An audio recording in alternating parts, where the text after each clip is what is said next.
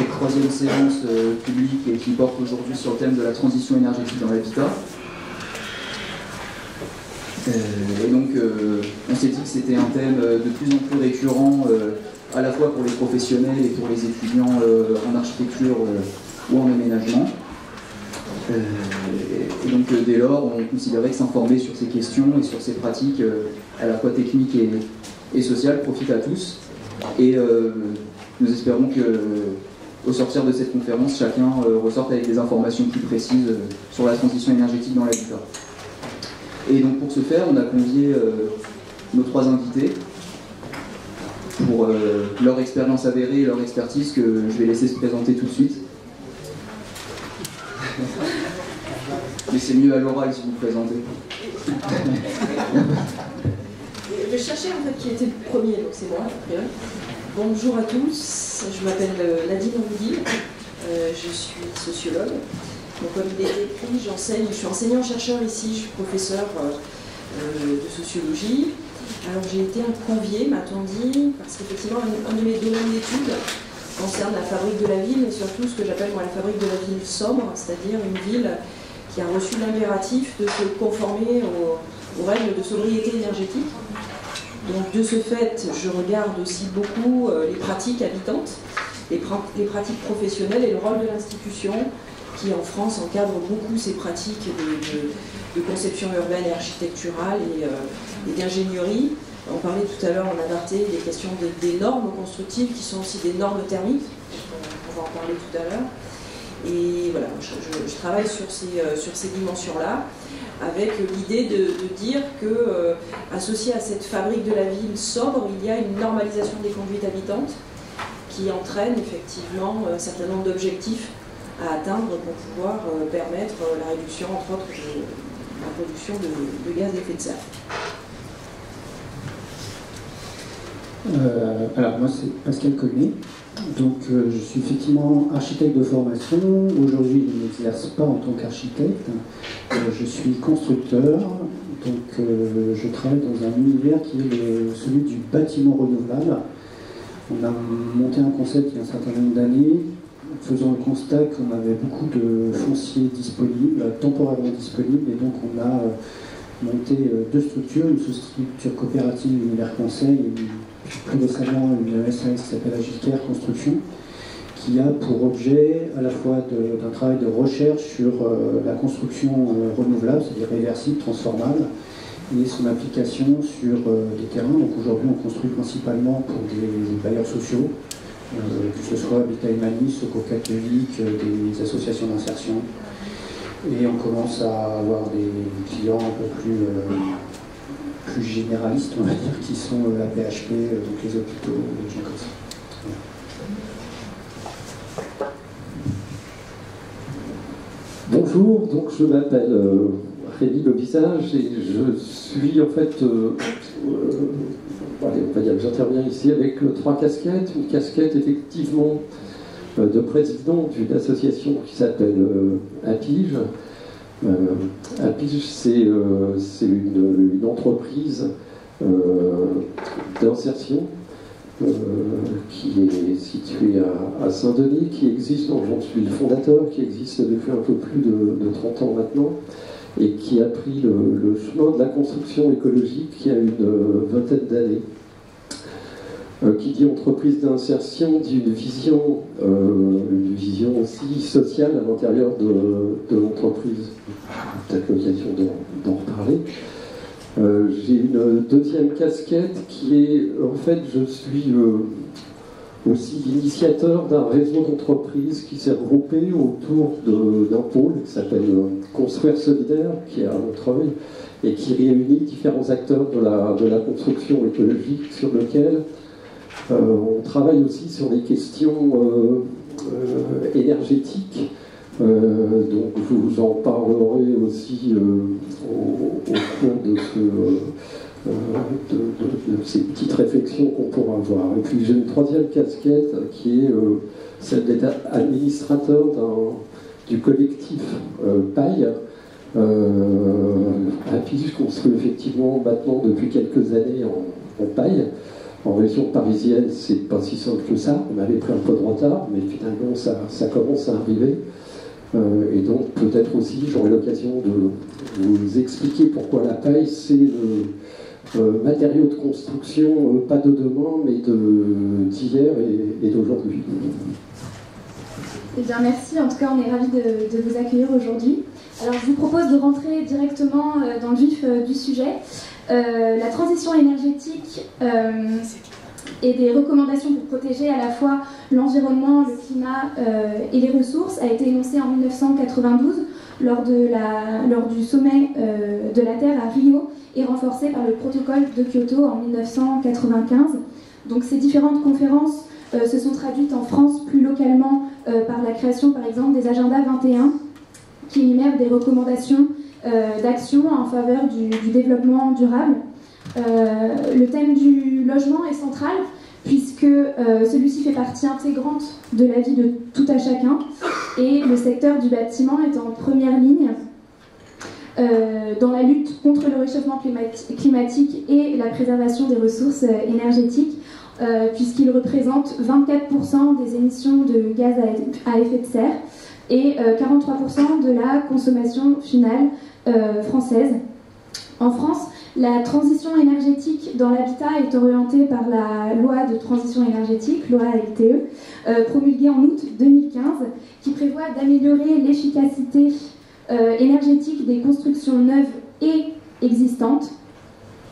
Cette mesure est également doublée du plan climat qui a été énoncé en juillet 2017 et qui dresse les structures d'un nouveau modèle de développement et propose une modification profonde des principaux émetteurs de gaz à effet de serre, comme justement les bâtiments. Donc Solène, jusqu'ici, vous a rappelé à la fois le cadre mondial de cette question de la transition et de son application en France. Mais nous, dans cette conférence, on voulait surtout s'attarder sur les pratiques, à la fois de rénovation et de nouvelles constructions, qui tiennent compte de ce nouveau cadre à la fois légaliste et environnemental. La question de la transition énergétique, elle peut se décliner de plusieurs façons. Il y a un côté très important, on va dire, et une sous-question dans l'habitat qui nous intéresse aujourd'hui. Et donc la transition énergétique dans l'habitat fait tout de suite écho à la notion donc, de sobriété énergétique et d'efficacité. La sobriété, on vous a donné la définition ici qui s'affiche, donc une démarche qui vise à réduire les consommations d'énergie par le changement de comportement, de mode de vie et d'organisation collective. Quand on parle en fait de rénover ou alors de construire de nouvelles habitations, ce qui intéresse aussi c'est l'efficacité énergétique. C'est-à-dire que quand on va chauffer un appartement à 10 degrés, si vous en perdez 6 ou 7 ou même 4, forcément vous devez augmenter on va dire le chauffage. L'idée c'est que l'énergie consommée le soit jusqu'au bout et qu'il n'y ait pas de gâchis et donc que ça soit justement efficace et c'est ce qu'on appelle par l'optimisation de la consommation d'énergie pour réduire le gaspillage énergétique. Donc cela, ça correspond surtout et ça suppose un comportement sobre et une isolation efficace du bâtiment. C'est-à-dire qu'il faut à la fois que les personnes qui habitent un logement aient une utilisation qu'on pourrait dire rationnelle ou en tout cas intelligente, mais ça on en reparlera avec Nadine Rondill. Mais ces actions-là, elles ne peuvent exister que dans un bâtiment dont l'enveloppe est efficace. Comme je vous l'ai dit, aux questions techniques, en fait, s'ajoute un accompagnement pédagogique pour tenter de transformer le mode de vie des habitants et surtout dans les anciennes constructions. Par exemple, en fait, il serait vain de construire ou de rénover un logement dans lequel des individus vivraient, par exemple, avec un chauffage ou une climatisation au-dessus de la moyenne. Enfin, ça n'aurait pas forcément de sens. Et donc du coup, pendant cette séance, on va questionner l'idée de la sobriété énergétique et des moyens qui existent pour la mettre en œuvre. Est-ce qu'il faut continuer à construire et à quel coût? Est-ce qu'il faut plutôt réhabiliter l'existant? Doit-on influer les comportements des habitants au risque de déstabiliser leur représentation du confort? Aussi, quel est l'intérêt pour les ménages? Est-ce que l'efficacité énergétique, elle suppose un rapport coût-avantage très intéressant pour les habitants? Et donc gagne-t-il à ces modifications de mode de vie et de construction? Alors, pour cela, le plan est le suivant. Donc, dans une première partie, on va s'interroger de comment est-ce que l'habitat est venu à se poser comme thème dans la transition énergétique. Dans une seconde partie, nous verrons les techniques qui sont aujourd'hui mises en œuvre pour participer à baisser la consommation d'énergie des bâtiments, en parlant des opérations de renouvellement urbain, en parlant des opérations de construction et enfin en parlant des opérations d'aménagement un peu en vogue en ce moment, qui sont les écoquartiers. Et enfin, dans une dernière partie qui s'appelle intervenir sur l'habitat, c'est aussi intervenir sur les habitants. Nous allons avoir un point de vue un peu plus sociologique et parler à ce moment-là des modes de vie. Alors dans notre première partie qui s'intitule « Pourquoi la question de la transition énergétique se pose dans l'habitat », nous aimerions cadrer un peu ce débat dans un premier temps et se demander qu'est-ce qui a amené à se poser cette question de l'habitat et quels sont les mécanismes d'incitation financiers ou légaux qui peuvent exister pour justement baisser la consommation d'énergie. Et notre première question serait comment et quand s'est posée la question de la sobriété énergétique dans l'habitat. Voilà. À vous de prendre le micro. Oui, voilà, c'est une question ouverte, selon vous. Oui, comment et quand, je ne saurais pas répondre directement à cette question. Après, ce qu'on peut dire, c'est qu'il y a effectivement des règles qui ont, enfin, vous en avez parlé, il y a un certain nombre de lois européennes, nationales qui se sont mises en place face à des constats effectivement de besoin, en tout cas d'amélioration énergétique. Après, sur ces questions, moi je trouve qu'il y a peut-être un sujet intéressant, c'est de regarder comment la règle, finalement, pose ces questions-là. Aujourd'hui, la règle, techniquement, c'est des kilowatts par mètre carré par an. Voilà. Alors moi, dans un mètre carré, c'est une question que je pose d'ailleurs, c'est intéressant comme sujet, dans un mètre carré, un habitat d'un mètre carré, je peux mettre une personne, mais si je pouvais mettre 10 personnes dans un mètre carré, j'aurais toujours le même rapport finalement sur le plan de la règle, puisque je suis toujours au kilowatt par mètre carré par an, mais j'ai plus d'occupants. Donc la question de l'usage dans la réglementation et du taux d'occupation n'est pas considérée dans la règle, puisqu'on est face à des mètres carrés qui sont inertes, on pourrait dire. Et le sujet est intéressant, c'est-à-dire que la règle ne questionne pas sur la question du taux d'occupation d'un espace. Voilà. Elle pose une question de consommation mètre carré. Donc déjà, je trouve que le sujet est intéressant parce qu'il est posé sous le plan, on va dire, d'ingénierie, mais pas du tout sous le plan sociologique. Donc déjà, on peut s'interroger sur ce sujet-là. Alors moi, à la question comment et quand, je pense qu'il y a une dimension qui n'a pas encore été évoquée, c'est la dimension politique, en fait, de la transition énergétique et de la question de la sobriété. C'est-à-dire que par rapport à la chronologie que vous avez fait, moi j'aurais pas tout à fait la même chronologie. Vous avez parlé de 92.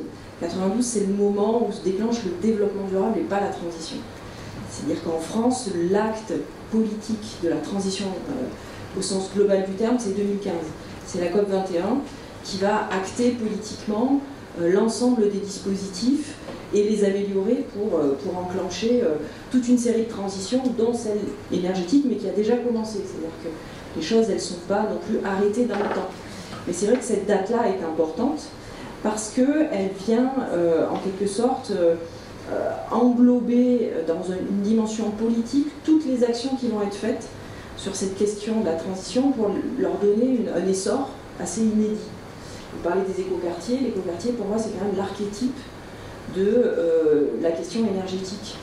Alors, pourquoi la sobriété? Alors, moi, j'aurais tendance à dire que l'énergie est aussi la chose que l'on sait faire en termes de bâtiment. C'est-à-dire que les normes existent, en tout cas les dispositifs normatifs existent depuis les années 70, et de ce fait, on sait le faire. Donc on peut avoir des résultats probants qui permettent de numériquement dire qu'on agit sur le bâtiment qui, vous l'avez dit tout à l'heure, est consommateur d'énergie et d'émissions de GES à 43% sur l'ensemble du secteur.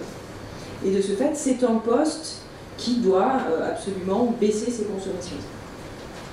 On avait quelques chiffres, voilà, pour essayer d'égayer un peu les propos après. Et de ce fait, cette question de la sobriété est pour moi, en tout cas, d'abord une question politique qui va engager l'ensemble des acteurs du bâtiment et de la filière. Et les deux définitions que vous avez données tout à l'heure, sobriété et efficacité, je les trouve justes parce que, effectivement, elles sont bien dans un contexte politique. Particulièrement la deuxième, celle de l'efficacité. Le mot efficacité est un mot normatif issu de corps professionnels qui, pour faire le lien avec ce que vous venez de dire, s'attache à un certain nombre de performances techniques, peu importe le taux d'occupation, la qualité du logement, c'est quelque chose qui est attendu d'une maison, d'une passive par exemple, c'est 45 kWh au mètre carré, etc., etc. Et de ce fait, on est bien dans quelque chose qui est à la fois technique, mais aussi poussé par l'action publique.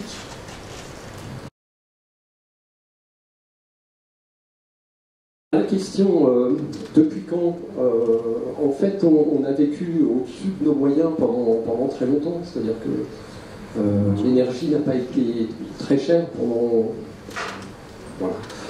pendant plusieurs années, puis il y a eu un choc pétrolier dans les années 74 qui a commencé à faire prendre conscience que finalement l'énergie avait un coût.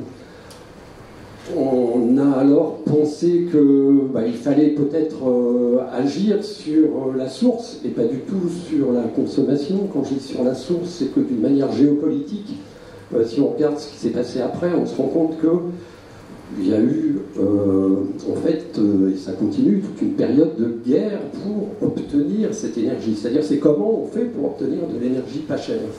Et en fait, c'est effectivement tout à fait récent le fait qu'on se pose la question de dire oui, mais peut-être peut-on vivre avec un peu moins d'énergie. Mais alors culturellement, ça prend du temps. On continue à être ici dans cette salle, je ne sais pas quelle est la température, mais on a dit, à mon avis, les 20 degrés, c'est-à-dire qu'on peut très bien vivre à 17 degrés, mais il y a des normes qui nous disent on va regarder comment faire pour consommer à partir d'une température donnée dans l'appartement à l'heure actuelle. Donc on se rend bien compte que là culturellement on vient de loin, puisque cette énergie qu'on a eue pendant très longtemps comme une ressource qui était pas très chère, et pour moi le pétrole ne coûte pas le prix qu'il devrait coûter, ça c'est un premier point. La deuxième chose, c'est qu'on est dans un pays qui a misé sur l'énergie nucléaire, en disant que cette énergie était finalement propre et pas chère. Et à partir de là, on a continué, après ces chocs pétroliers, à dire c'est pas très grave, on va entre guillemets, s'arranger pour faire en sorte que dans nos bâtiments que l'on commence à isoler à partir des années 80, peu de temps avant, dans les années 70, qui a été construit, c'est catastrophique au niveau énergétique. Et on sent maintenant, et on sait maintenant qu'il y a un très gros effort à faire sur les bâtiments qui ont été construits à cette époque. Donc on s'est arrangé pour dire, finalement, en isolant un petit peu, mais en mettant une source d'énergie qui est l'électricité, qui va pas coûter forcément très très cher. Et là encore, à mon avis, l'énergie électrique, je ne sais pas si vous savez quel est le prix du kilowattheure, c'est une question, vous savez. Non, on s'en fout parce que c'est pas très cher. Donc c'est 0,10 centimes, c'est 10 centimes le kilowattheure. Voilà. Et quand vous demandez, personne ne sait, personne. J'exagère, mais tout ça pour dire que c'est pas là dans nos intérêts immédiats finalement de se dire en ce moment il fait 1 degré le matin, comment on fait pour réussir à avoir finalement 19 degrés. C'est plus ça notre préoccupation. En fait, notre préoccupation devrait être de dire comment fait-on pour effectivement éviter de consommer. Donc là, on est effectivement sur la sobriété énergétique qui, culturellement, pour l'instant, continue de nous passer à côté. Merci. Justement, vous venez d'aborder une question qui parle un petit peu du prix, et nous, on s'était demandé plutôt comment on finançait cette transition énergétique dans le logement, en fonction du logement collectif social, en fonction du logement collectif privé ou du logement individuel. Qu'est-ce que vous pouvez nous dire sur les solutions qui existent aujourd'hui dans l'habitat pour financer les travaux de rénovation énergétique? Question vaste. Pour financer. Ouais. C'est gentil. Je vais peut-être revenir un tout petit peu en arrière sur cette question de sobriété. Ça touche un peu le financement. C'est comment mieux utiliser un espace. Ou du coup faire une économie finalement, on va dire, de fonctionnement sur des espaces. Et là, je reviens énormément en arrière. Aujourd'hui, on est sédentaire, pour beaucoup. Et en même temps, des questions se posent sur le fait de devoir se déplacer finalement pour des questions de température, de froid, etc. Alors c'est vrai que si on prend le logement et qu'on le rend très technologique, il nous permet de compenser du surchauffe, du refroidissement ou autre. Mais il faut savoir que auparavant, et ce qui est intéressant, c'est que les questions reviennent. Auparavant, les populations se déplaçaient. Si on prend l'Afrique du Nord, on avait des constructions où en été, on habitait au rez-de-chaussée, parce que du coup, le premier étage nous protégeait, et puis en hiver, on remontait, on habitait au-dessus. Donc, il y avait un certain mouvement même dans l'habitat. Ce qui est intéressant, c'est que, par exemple, je parle de ça parce que ça revient. C'est-à-dire que dans le cahier des charges des Jeux Olympiques, la ville de Paris demande à ce qu'il y ait des zones de rafraîchissement qui soient pensées dans les futurs projets. Parce qu'on estime que dans les années à venir, on peut connaître des pics de chaleur sur des durées longues et que la climatisation dans les logements ne peut ne pas suffire et qu'il va falloir créer des zones de froid, des zones de rafraîchissement. Donc on voit bien que là, on demande aux populations, même dans on va dire une ville comme Paris, ou des grandes agglomérations comme ça qui sont de toute technologie, on dit on ne sait plus faire, on ne sait plus aller au-delà, et à un moment donné, il faut demander qu'il y ait un rapport d'usage, enfin, d'utilisation de la ville, d'utilisation du bâtiment. Donc ça, c'est un point qui est important, c'est-à-dire que ça demande une participation, notre participation à l'effort pour cette économie. Et ça, c'est un point qui est assez intéressant. Et on voit bien que cette évolution, elle va être nécessaire parce qu'aujourd'hui, on va être obligé, à un moment donné, de devoir faire face à la technologie qu'on a mise en place, des bâtiments qui sont effectivement des passoires énergétiques ou autres, et qu'on ne va pas forcément pouvoir, en tout cas dans les délais impartis, répondre à cette amélioration et donc à cette transformation nécessaire et l'évolution de nos climats. La deuxième chose, c'est ce qu'on appelle aujourd'hui une nouvelle donnée qui existe depuis aussi très longtemps, mais on met un gros nom dessus aujourd'hui, c'est ce qu'on appelle l'économie de la fonctionnalité, qui est, voilà, on a des bâtiments qui sont occupés dans la journée, des bureaux de 8 heures par jour, 7 heures par jour, puis après c'est évident. Il y a 24 heures dans une journée. Donc comment est-ce qu'on fait pour finalement occuper davantage? Donc il y a des choses, alors dans les grandes agglomérations qui se mettent en place, les espaces coworking, c'est-à-dire les entreprises qui prêtent leur bureau le soir pour permettre de continuer d'optimiser, on va dire, l'usage d'un espace. Ça c'est un premier point de vue. Et puis il y a le deuxième aussi qui dit, alors là je suis déçu dans l'histoire, c'est comment à un moment donné une activité peut créer une énergie qui est profitable à d'autres. Avant, le fermier, il habitait au-dessus de sa bergerie parce que les moutons dégageaient de la chaleur et lui était à l'étage et il profitait de ces chaleurs qui étaient une chaleur gratuite. Si on met ça dans notre siècle, on pourrait dire que les bureaux qui consomment toute la journée une certaine énergie, les data, etc., peuvent être utilisés pour finalement être stockés dans une journée parce que là on saurait le faire et que cette chaleur pourrait être restituée sur des logements qui sont aux étages du dessus, puisque après les gens migrent. Donc on va réduire leur déplacement au domicile-travail, donc on va améliorer, j'allais dire, la consommation générale, et en même temps être sur des modèles d'usage de la ville qui peuvent être un peu nouveaux, et aider à cette transformation et cette évolution du comportement, de nos comportements face à un besoin énergétique et un besoin d'habitation. Alors, moi tout à l'heure je vous parlais effectivement de la dimension politique. Pour les questions de financement, il y a quand même quelque chose d'important, c'est que l'action publique, les politiques publiques, accompagnent, permettent en tout cas à partir d'un certain nombre d'instruments, les particuliers mais aussi les entreprises à se tourner vers la sobriété. Ce qu'il faut savoir dans les politiques publiques, c'est qu'elles n'ont jamais rien inventé, c'est-à-dire qu'elles font ce qu'elles savent faire et elles le mettent à disposition d'un nouvel enjeu en quelque sorte. Donc typiquement, vous avez des aides à la pierre, c'est-à-dire des aides à l'acquisition des logements, mais comme ça a toujours été le cas depuis la fin du 19e siècle, vous avez un grand spécialiste de la question avec Yankel sur ces questions-là. Mais ce qui fait que désormais, si de toute façon, si vous voulez acquérir un bâtiment neuf, vous allez l'acheter sur plan, et de ce fait, il va respecter un certain nombre de normes qui sont maintenant, je crois que c'est la réglementation thermique 2020, c'est-à-dire qu'on est quasiment sur du bâtiment producteur d'énergie. Et de ce fait, vous allez avoir des crédits d'impôt très intéressants. Et si vous êtes très solvable, vous allez avoir des crédits d'impôt, et sinon vous allez avoir des prêts à taux zéro qui vont vous permettre jusqu'à une certaine hauteur de pouvoir rajouter 20 000, 30 000 euros dans votre projet immobilier qui seront sans pourcentage très élevé de remboursement. Ça, c'est effectivement pour l'habitat neuf.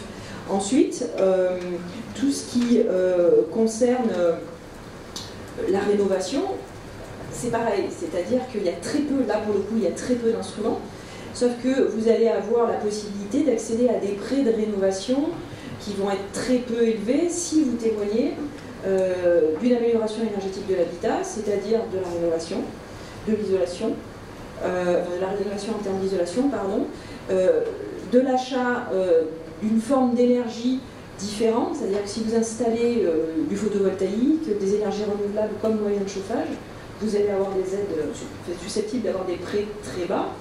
Et après, il y a tout ce qui concerne également le vitrage, des choses de cet ordre-là, qui sont maintenant rentrées quasiment dans les mœurs. Et le dernier instrument qui existe, et moi qui me pose beaucoup de questions, c'est ce qu'on appelle les certificats d'économie d'énergie. Les certificats d'économie d'énergie, c'est quelque chose qui est quasiment dématérialisé. C'est un marché financier, les certificats d'économie d'énergie. C'est-à-dire que vous et moi, lorsqu'on va rénover, par exemple, on est en copropriété, moi ça m'est arrivé récemment, on change de moyen de chauffage, la chaudière, par exemple, et attention, on ne va pas forcément passer à une énergie très propre, hein, on est passé du fioul au gaz. Donc on n'a absolument pas résolu le problème de la sobriété, loin de là. Et à ma grande surprise, enfin je savais que ça existait, moi, par mes travaux, mais on a vu arriver plusieurs milliers d'euros de certificats d'économie d'énergie, à condition de bien vouloir les vendre, c'est-à-dire à condition de vouloir les récupérer sur le marché des certificats d'économie d'énergie. Et de ce fait, les copropriétaires ont voté la vente de leurs certificats, donc ils ont récupéré pour chacun d'entre eux beaucoup d'argent, mais en tout cas ça a permis d'aider un certain nombre à participer à leur tantième de rénovation. Et en fait, c'est quelque chose de complètement abstrait. Et ces certificats d'économie d'énergie fonctionnent aussi beaucoup pour les bailleurs sociaux. Les individus qui rénovent le plus en termes d'énergie en ce moment, ce sont les bailleurs sociaux. Tout simplement parce que là aussi on retombe sur des dispositifs très rodés où l'action publique aide aussi à faire d'énormes investissements. Et ces investissements sont aussi légitimés par le fait qu'en transformant l'habitat social en habitat, on va dire, performant ou efficace, on fait aussi faire des économies aux ménages, qui sont souvent pauvres, etc. Et de ce fait, les bailleurs sociaux sont les plus gros détenteurs des certificats d'économie d'énergie. Et c'est un marché, effectivement, à l'échelle de la France, qui est européen. Donc voilà, c'est aussi tout ça qui, à mon avis, est à questionner si on veut réfléchir à d'autres solutions. Parce qu'on est énormément dans une idéologie financiarisée, quoi qu'il en soit. Oui, juste deux mots là-dessus, peut-être pour dire que effectivement les politiques publiques ne sont pas très claires. C'est-à-dire qu'en tant qu'entreprise, on est censé pouvoir donner à nos clients, effectivement, quel intérêt il pourrait y avoir à rénover et à isoler correctement son appartement. Donc là, je suis absolument désolé, d'habitude, j'ai un petit tableau que l'on remet à jour chaque année, parce que chaque année c'est différent, c'est du crédit d'impôt possible, ça peut être effectivement du prêt à taux zéro, et chaque année ça change. Et comment ça change? Là il y a eu l'année dernière, ou en début d'année, je ne me souviens plus, un combat de la part des menuisiers, poseurs de fenêtres, puisque tout d'un coup le crédit d'impôt disparaissait.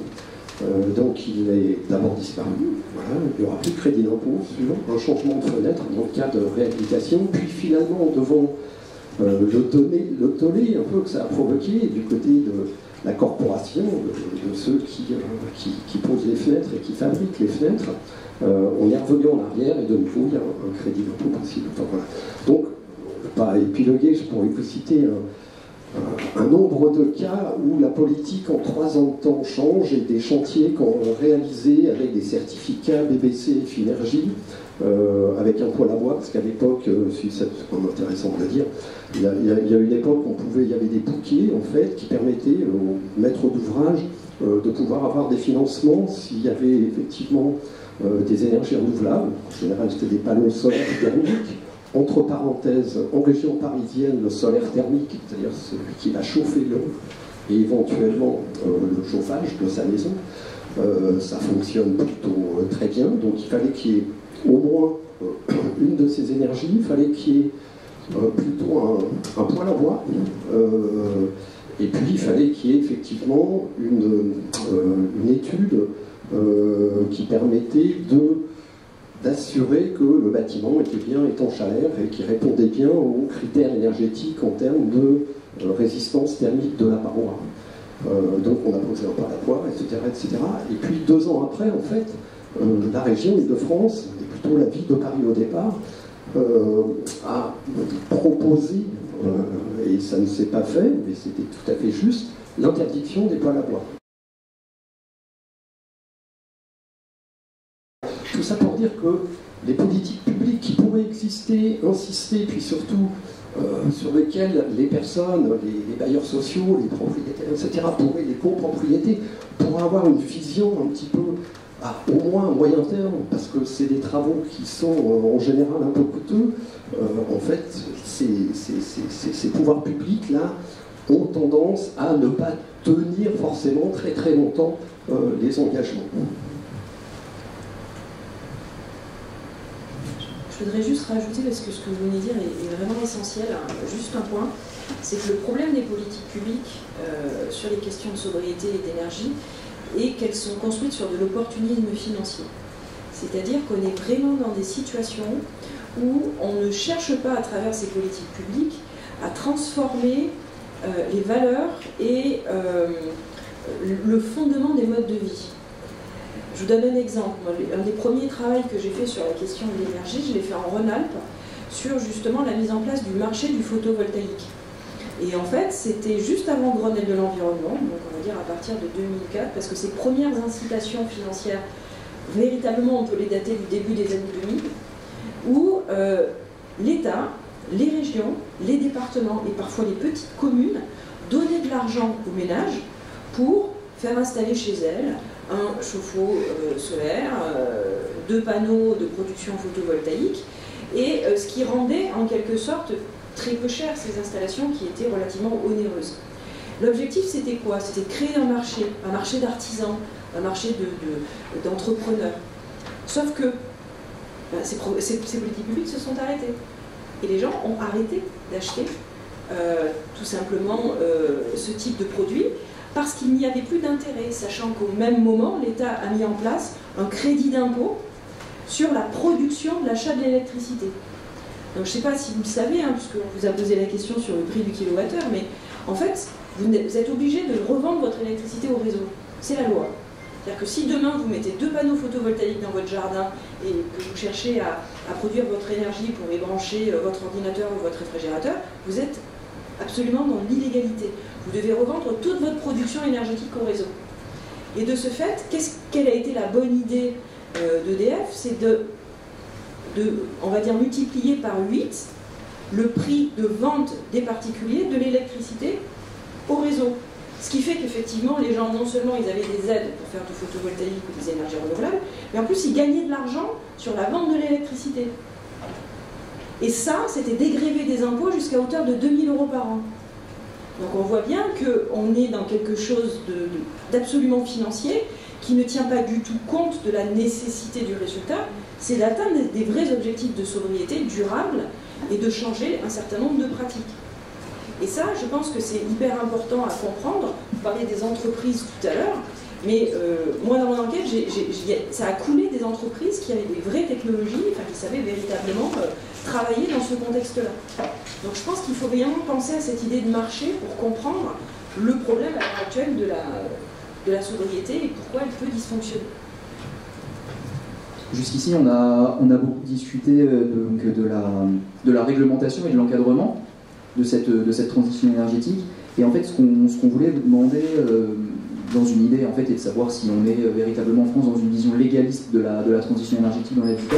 Est-ce que vous pensez qu'aujourd'hui, les impératifs légaux, c'est ce que vous disiez, Monsieur Colnet, ou Madame Rondil aussi, par rapport à une personne dans un mètre carré, si on est 10, si on est 1, voilà, donc avec les impératifs légaux, on est plus, pardon, je répète, mais on est plus sur respecter les impératifs légaux que sur essayer d'éviter un gâchis énergétique. Est-ce que vous pensez aussi que certaines réglementations peuvent être punitives? Par exemple, si on habite dans une copropriété privée, que le syndic décide de se conformer à une loi et d'isoler le bâtiment, c'est les copropriétaires qui vont devoir payer, donc on paiera en fonction de la surface, de l'étage auquel on habite. Et est-ce que ça peut paraître comme punitif, qu'il n'y ait pas forcément de grands plans de financement, on va dire, de rénovation et d'isolation des bâtiments? Première question, déjà. Sur la rénovation, je vais reprendre pour illustrer votre demande, votre question. Je prends un cas sur lequel nous avons travaillé. On a travaillé il y a quelques années sur un programme de recherche sur l'amélioration énergétique des bâtiments du 19e. C'était un bâtiment militaire qui se trouve à côté du château de Vincennes, c'est Fort-Neuf. Et on a posé deux questions en fait sur ce programme de recherche sur lequel on a été retenu. Est-ce qu'on peut améliorer est-ce qu'on peut améliorer énergétiquement un bâtiment simplement en raisonnant sur son usage, c'est-à-dire arriver, je vais vous expliquer après, ou simplement agir sur ce plan technique, c'est-à-dire isolation, changement de fenêtre, etc. Et l'objectif étant de voir si ces deux leviers pouvaient fonctionner de manière indépendante et s'il n'était pas intéressant de travailler sur ces deux leviers en même temps. La première question sur l'usage, c'est de se dire, alors là on était sur des cas de bureaux pour le service d'infrastructure de la défense, il y a dans ces bureaux, sur ces plateaux, je ne sais pas si vous voyez ces bâtiments tout en longueur avec un couloir central, des bureaux de chaque côté. Globalement, la question qui se pose, c'est qu'on a d'une part des gens qui arrivent le matin très tôt au bureau, 40% des effectifs, et qui repartent une heure après et qui sont dehors toute la journée. D'un autre côté, on a d'autres personnes qui sont des permanents et qui feront, on va dire, qui représentent l'autre partie. Donc on se dit finalement, il y a des secteurs qui sont chauffés pour rien, si je caricature, on ne va pas rentrer dans des détails, et d'autres qui sont chauffés pour du service permanent, taux d'occupation permanent. Et donc la question, c'est de savoir est-ce qu'on ne peut pas créer des zones énergétiques dans le bâtiment, finalement, pour justement faire qu'on a des zones où l'énergie peut être du coup basculée sur d'autres secteurs plutôt que de chauffer bêtement des espaces qui ne sont pas occupés.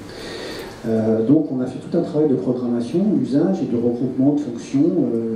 Voilà. Mais tout ça suppose qu'on va travailler sur l'organigramme même d'une entreprise, un service d'infrastructure à la défense c'est comme une entreprise, et qu'il va falloir trouver une corrélation entre cette organisation qui doit fonctionner et ne pas avoir que la vision de on améliore l'énergie, le comportement énergétique d'un bâtiment en réorganisant le positionnement des gens de n'importe où. Le bout de cette étude, c'était assez intéressant. Donc, de l'autre côté, on a le bureau d'études qui a fait son travail. Donc, voilà, on est arrivé à 15 kW, on était sur quasiment de l'efficacité au final, sur un bâtiment du 19e. Et puis, on a travaillé sur les leviers, c'est-à-dire quand on agit sur une zone de chauffe, comment on fait, comment on organise les espaces, etc. Bon, ça, ce qui était assez intéressant. Mais là où je voulais en venir, c'est que vous parliez de la perversité de la règle. C'est qu'au final, ce bâtiment, on voulait atteindre le niveau effigie, donc je vais faire la chose de mémoire, c'est 15 kWh par an, et on n'y était pas. Et on s'est dit, mais comment on fait? C'est simple, on a fait une chose très simple, c'est qu'on a utilisé la perversité de ce que je vous disais tout à l'heure, c'est-à-dire le kilowatt par mètre carré par an. On a vidé le bâtiment, on avait 3 niveaux, on a rajouté 4 niveaux, donc on a rajouté 900 mètres carrés, et du coup, on était dans la règle. Voilà. Donc on voit que finalement, cette réglementation, elle a une grande perversité dans la rénovation. C'est-à-dire que simplement sur de la réorganisation d'espace, on arrive tout simplement à rentrer dans la règle, d'avoir des labels.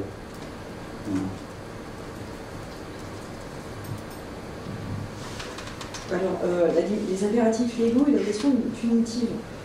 Moi, je répondrais oui, c'est punitif. C'est punitif pour plusieurs raisons. Premièrement, parce que, encore une fois, on est très lié aux questions de marché. Et que, si vous prenez, vous avez fait un très bon exemple, celui des syndics de copropriété et de la copropriété privée. On gère les marchés de l'énergie comme on gère n'importe quel marché de la rénovation, par un système d'offres et de demande et par rapport à un système que moi je considère avec les syndics comme des marchés captifs. Et de ce fait, la mise en concurrence est en tout cas extrêmement plafonnée, ce qui fait que, en général, les solutions et le coût des solutions sont très élevés. Et il y a effectivement là aussi des dispositifs d'aide pour les ménages les plus en difficulté ou les plus précaires. Mais quoi qu'il en soit, la rénovation énergétique coûte cher. Et pour faire le lien avec ce qui a été dit, c'est assez paradoxal parce que la question de la règle de la loi, elle est absolument tordue dans tous les sens. C'est-à-dire qu'il y a effectivement des lois, et vous avez parlé de la loi sur la transition énergétique, elles sont accompagnées d'obligations en termes de rénovation des bâtiments, mais c'est appliqué effectivement au sein des copropriétés. Et vous pouvez avoir des syndics qui vous poussent à, et puis d'autres qui vous poussent à autre chose, à vendre des solutions qu'ils connaissent, ou en tout cas, si vous prenez des grands syndics nationaux, ils vont avoir un marché non pas à l'échelle de votre immeuble, mais à l'échelle de la France. Typiquement, un truc qui ne sert à rien, c'est des espèces de petits thermostats que vous mettez sur vos radiateurs pour savoir exactement, soi-disant de manière très très fiable, la température, et on peut même y adosser une espèce de chiffre à côté qui va être le nombre de GES que vous allez utiliser, ce qui est à la fois très violent, mais bon, sachant qu'en plus on est souvent dans des chauffages collectifs, vous n'avez même pas la main sur le chauffage. Ça, par exemple, typiquement, il y a un grand syndic national qui vend ça aux copropriétaires. Ça ne sert à rien. Mais effectivement, ça engloutit des centaines de milliers d'euros par an. Et ce n'est pas de la rénovation énergétique, et c'est encore moins une action qui va permettre de mettre en œuvre la sobriété. Donc effectivement, pour moi, je pense que c'est profondément alors punitif pour certaines populations, mais en tout cas, ça ne sert que les vendeurs et les pourvoyeurs de solutions.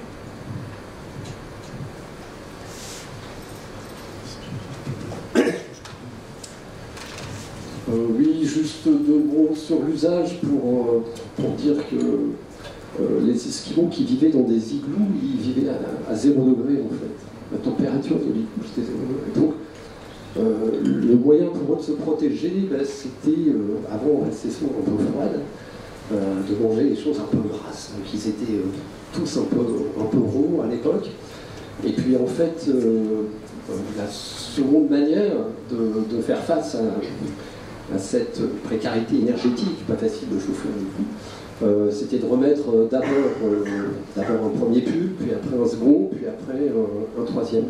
Donc voilà, c'est une pirouette en fait, mais tout ça pour dire qu'il y a un gros travail à faire effectivement sur les usages, après sur la mutualisation possible, sur effectivement les encouragements auprès des copropriétés.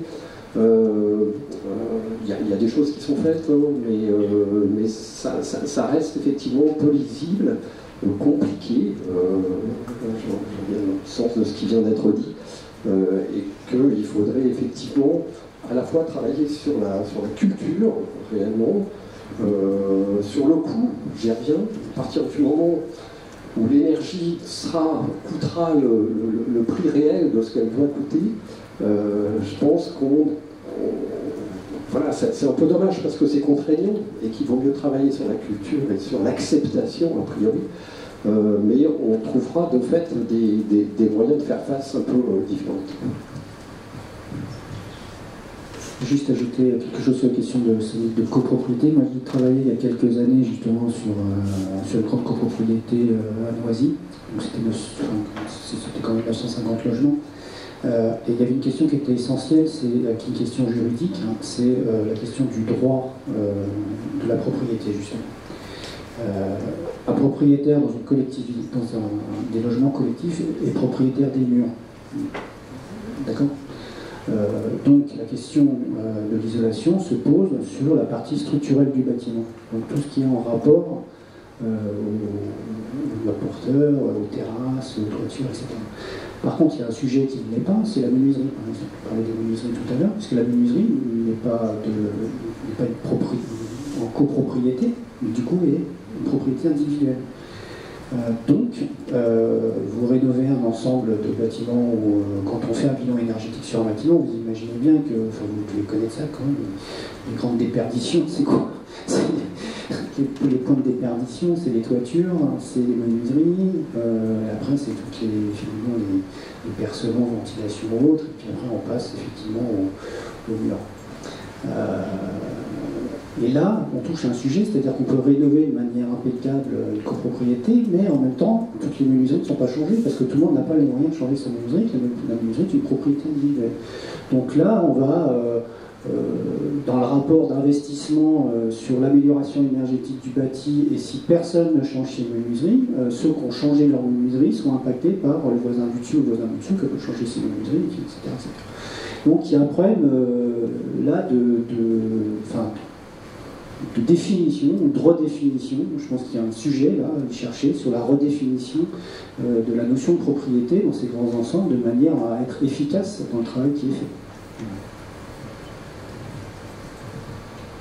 On avait une deuxième question pour cette partie dans l'encadrement, et plus précisément pour Madame Mondil. Est-ce qu'il existe des mesures en fait, qui viennent encadrer le comportement énergétique des habitants? Alors, il n'existe rien par la loi, c'est-à-dire que la loi n'impose rien, sauf qu'effectivement, associé à l'ensemble des solutions dont on a parlé depuis tout à l'heure, il y a des initiatives qui sont prises essentiellement dans le contexte du logement social, mais qui là répond aussi à une tradition, je dirais, de ce que moi j'appelle une forme de mise en civilité des populations. Vous connaissez tous hein, les histoires des règlements de copropriété ou des règlements d'HLM, hein, où on dit effectivement il faut amener les poubelles à tel endroit, et de ce fait, dans le contexte de la sobriété énergétique imposée par l'action publique, des livrets ont été créés, en quelque sorte, du bien habité. Les logements, à la fois, souvent ce sont des logements neufs, tout simplement parce que ces consignes, ces incitations comportementales sont liées à la mise en place dans le bâtiment de solutions techniques. Et de ce fait, il y a une vraie mise en regard de l'existence de ces solutions techniques et de la soumission des habitants au bon fonctionnement de ces systèmes. Moi, ce que j'ai l'habitude de dire, c'est que pour moi, le bâtiment intelligent n'existe pas, ce sont les individus qui sont intelligents. Et de ce fait, les consignes sont données. En règle générale, il y a aussi parfois certains bailleurs qui paient des acteurs associatifs pour passer chez des gens et leur dire, leur expliquer ce qu'ils ont eu dans leur boîte aux lettres et qu'ils n'ont pas forcément lu. Et parfois, certains leur proposent des kits de solutions. Et ce qui est assez intéressant quand on fait des enquêtes en sociologie, c'est qu'on se rend compte que toutes les solutions qui sont proposées, elles sont déjà appliquées depuis très longtemps. C'est pour ça que je dis que ce sont les femmes et les hommes qui habitent les bâtiments qui sont intelligents. C'est-à-dire qu'il y a une vraie économie à la sobriété, particulièrement dans le logement social, tout simplement parce que les ménages vivant en logement social, ce sont ceux qui connaissent le mieux leur niveau financier et comment faire des économies, parce qu'on fonctionne à l'euro près. Et de ce fait, tout à l'heure on vous a posé la question de savoir si vous connaissiez le kilowattheure. Je suis sûre que peu de gens connaissent le nombre exact de leur charge, par exemple, ce que ça représente sur le loyer. Les personnes dans le logement social le savent parfaitement. Et elles peuvent, par exemple, protester parce qu'il y a une partie de ces charges qui augmente de manière qu'elles considèrent déraisonnable. Et de ce fait, ce que je veux dire par là, c'est qu'il y a une créativité très très forte en termes de comportement, en termes de pratique, pour prouver et trouver des solutions bien avant qu'on leur donne des conseils. d'une certaine manière.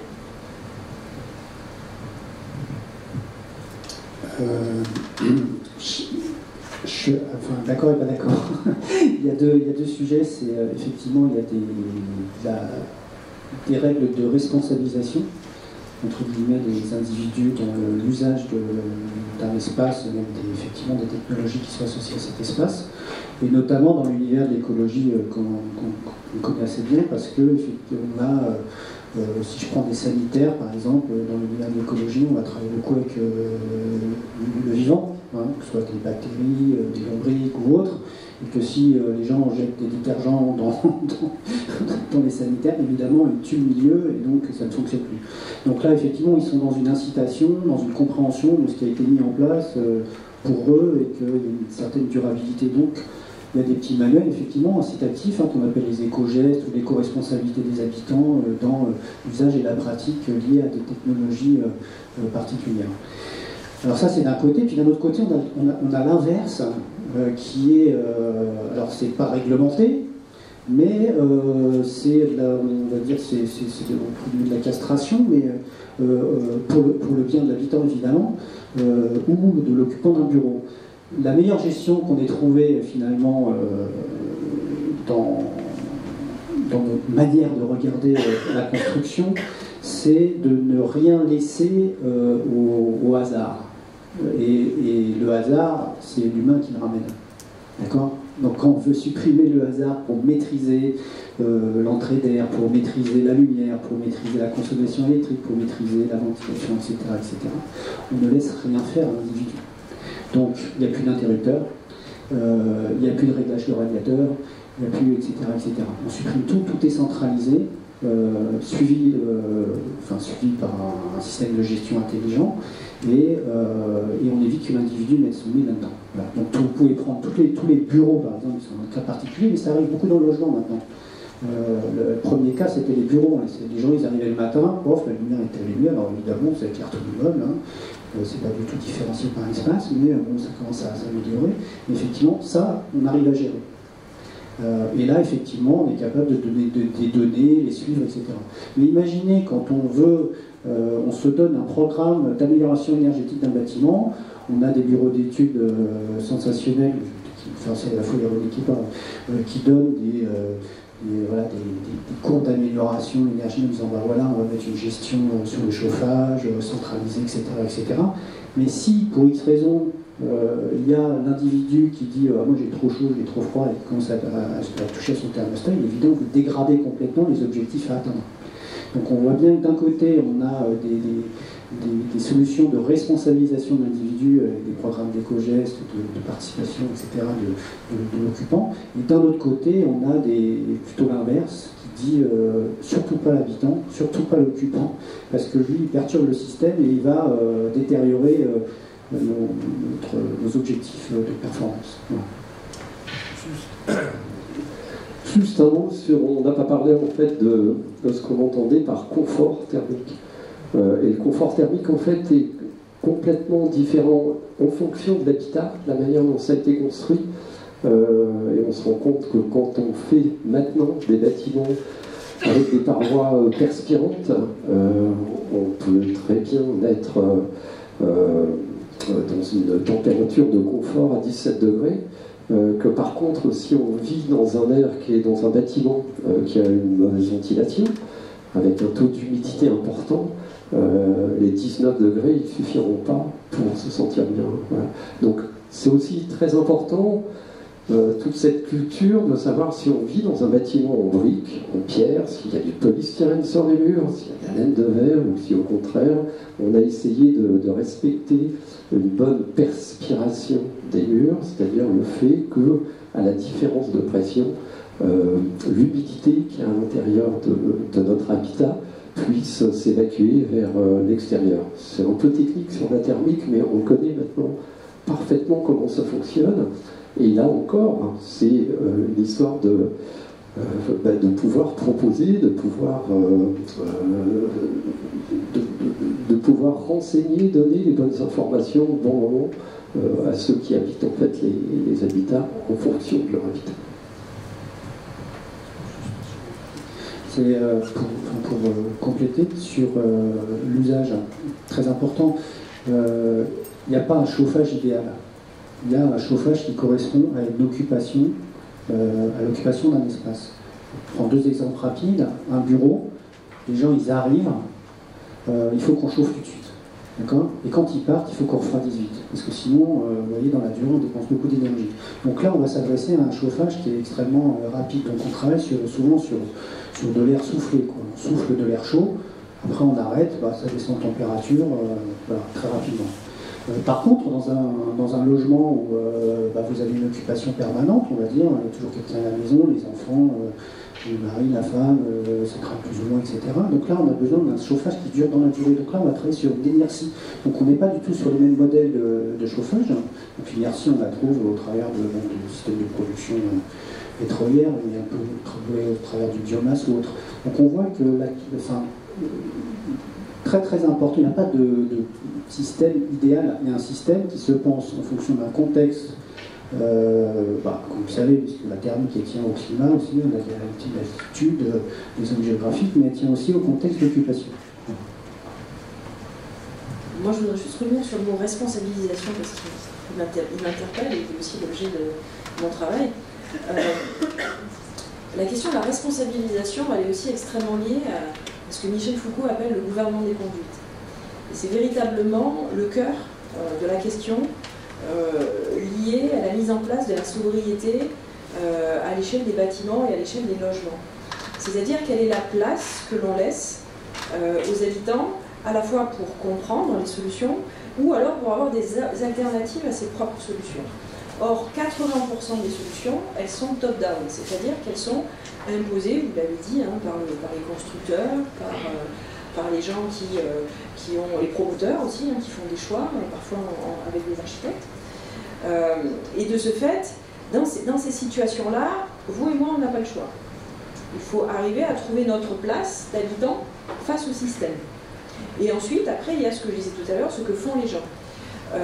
Vous donniez l'exemple effectivement du lombricompost.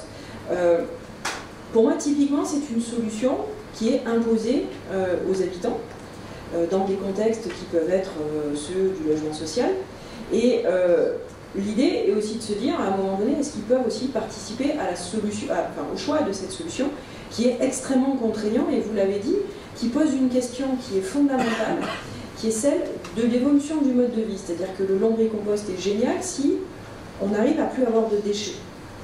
Parce que, effectivement, ça signifie que les derniers déchets que l'on peut avoir sont des déchets, on va dire, végétaux, et qui peuvent être eux-mêmes gérés par un système qui permet lui-même après de produire de l'engrais, etc. Et de ce fait, c'était quelque chose que vous souleviez tout à l'heure, qui moi me paraît important, c'est que tant qu'on n'aura pas réglé le problème de ce que moi j'appelle la première transition énergétique, c'est celle qui nous a conduit au nucléaire, et qui nous a conduit à accepter avec plaisir le fait d'être dans de l'abondance en termes de fourniture d'énergie et des équipements qui vont avec. Toutes les solutions que l'on va amener à côté vont être des rustines, voire des choses un petit peu, effectivement, qui vont avoir pour effet premier, c'est de pointer le doigt vers l'habitant parce qu'il ne sait pas faire.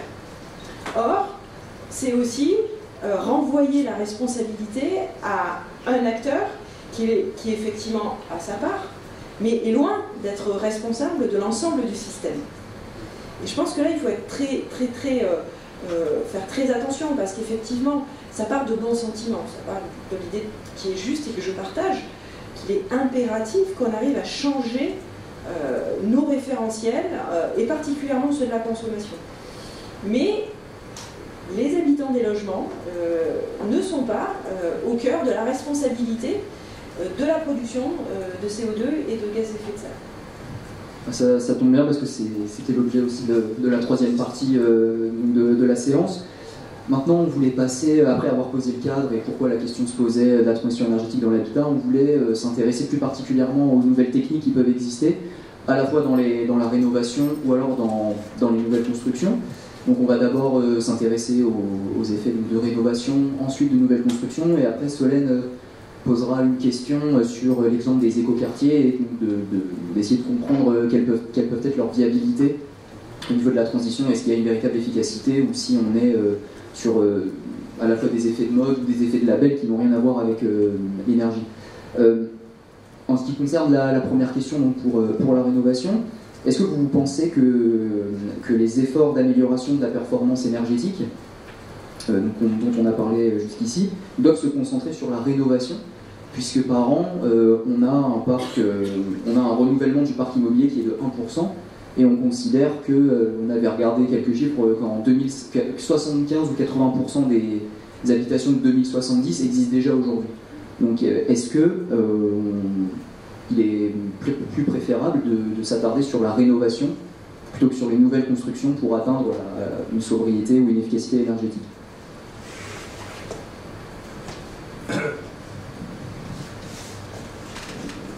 La réponse est oui.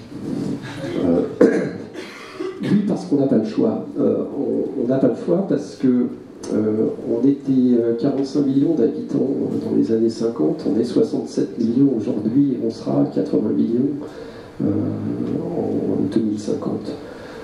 Ça signifie quoi? Ça signifie que il va falloir effectivement densifier d'une manière intelligente. On est parti sur une espèce de rêve qui existait aussi dans les années 70, qui était chacun aura sa petite maison individuelle avec son jardin à proximité de la grande ville, mais on aura en même temps des moyens de pouvoir accéder à la grande ville et à l'avantage de ce que propose cette grande ville. En fait, on se rend compte qu'à l'heure actuelle, il y a un département tous les 9 ans qui disparaît. Un département, l'équivalent d'un département en surface qui disparaît pour de la construction suite à l'étalement urbain. Donc on ne peut plus s'étaler, on est forcé de densifier et il va falloir qu'on fasse avec ce qu'on a. Il y a un autre chiffre, 360 millions de tonnes de déchets annuels, c'est ce que produit le bâtiment. Il faut aussi, c'est bien plus que les déchets ménagers. Donc là encore, ça nous indique, et qu'est-ce qu'on fait de ces déchets, c'est-à-dire qu'est-ce qu'on fait du polystyrène qu'on a placardé il y a une quinzaine d'années sur les logements sociaux, précisément. La rénovation, en fait, c'est une question de fond, c'est toujours pareil, c'est quand on regarde le coût, le rapport entre l'investissement et l'obtention d'investissement dans une rénovation, on se pose la question aussi de savoir, au-delà de ça, c'est-à-dire au-delà du coût même d'investissement, il y a des coûts aussi qui sont ceux de la déconstruction, du traitement des déchets, etc., etc. Donc c'est une vision c'est une question économique qui est beaucoup plus large que simplement le coût même de la rénovation et de son retour, on va dire, sur investissement. La question qui peut se poser, c'est qu'on est quand même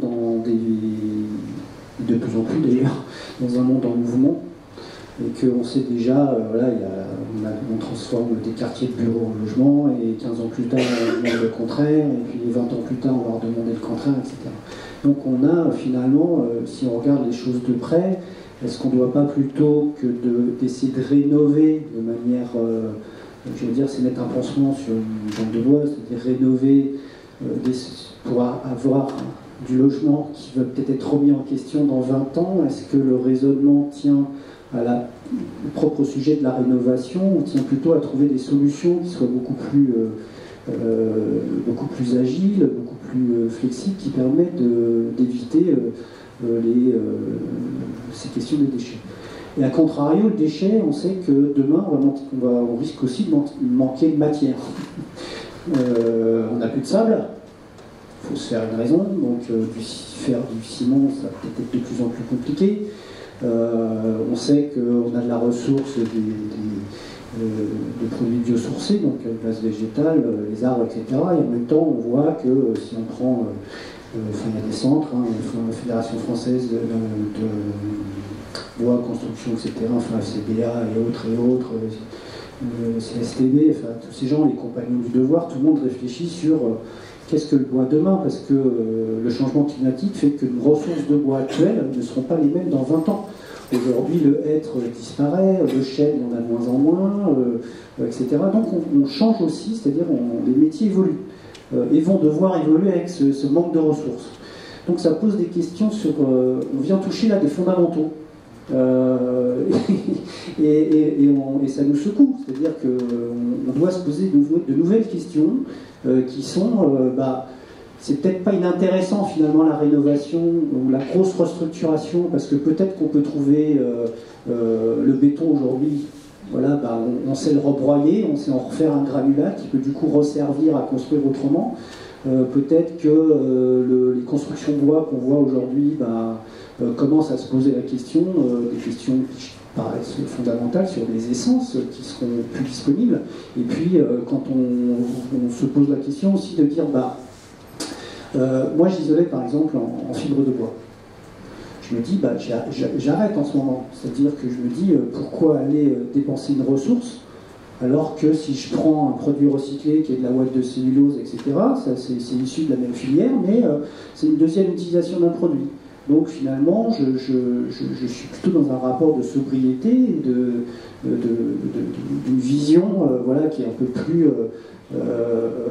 durable. Voilà. Après, quand on voit, là, il y a un engouement pour le CLT, qui est donc, pour ceux qui ne savent pas, du panneau lamellé-collé, construction en dur bois, etc., avec des gens comme Boudéa. On a combien de mètres cubes de bois pour faire des murs, quoi. À un moment donné, il faut quand même se dire, est-ce que c'est du bon sens? C'est intéressant technologiquement, voilà, mais est-ce que la technique doit primer dans notre monde aujourd'hui? Voilà, c'est une vraie question.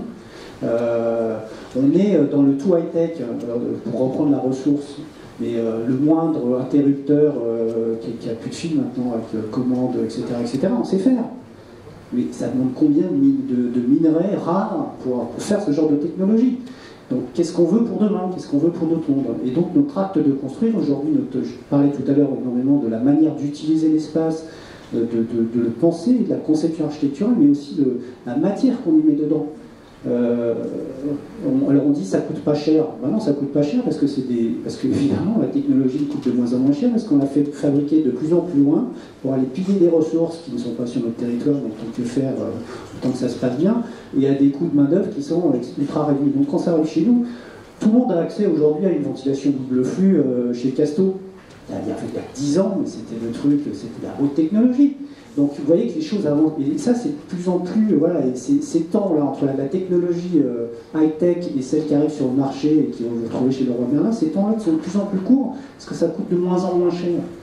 Et il faut faire attention dans les choix, justement, les choix qui sont opérés dans vos choix à vous, de mettre de la techno partout, etc. Et moi je pense qu'il faut plutôt raisonner low-tech et revenir à des choses essentielles, et surtout raisonner aussi de manière à dire, bon alors dans la vie c'est plus compliqué, mais quand on prend l'histoire de la construction, on construisait avec des matériaux locaux, hein. On n'allait pas construire, aller parcourir des milliers de kilomètres pour aller chercher de la matière. Alors le béton, il a transformé ça au 19e, parce qu'effectivement, le béton, il fabrique partout, c'est une matière.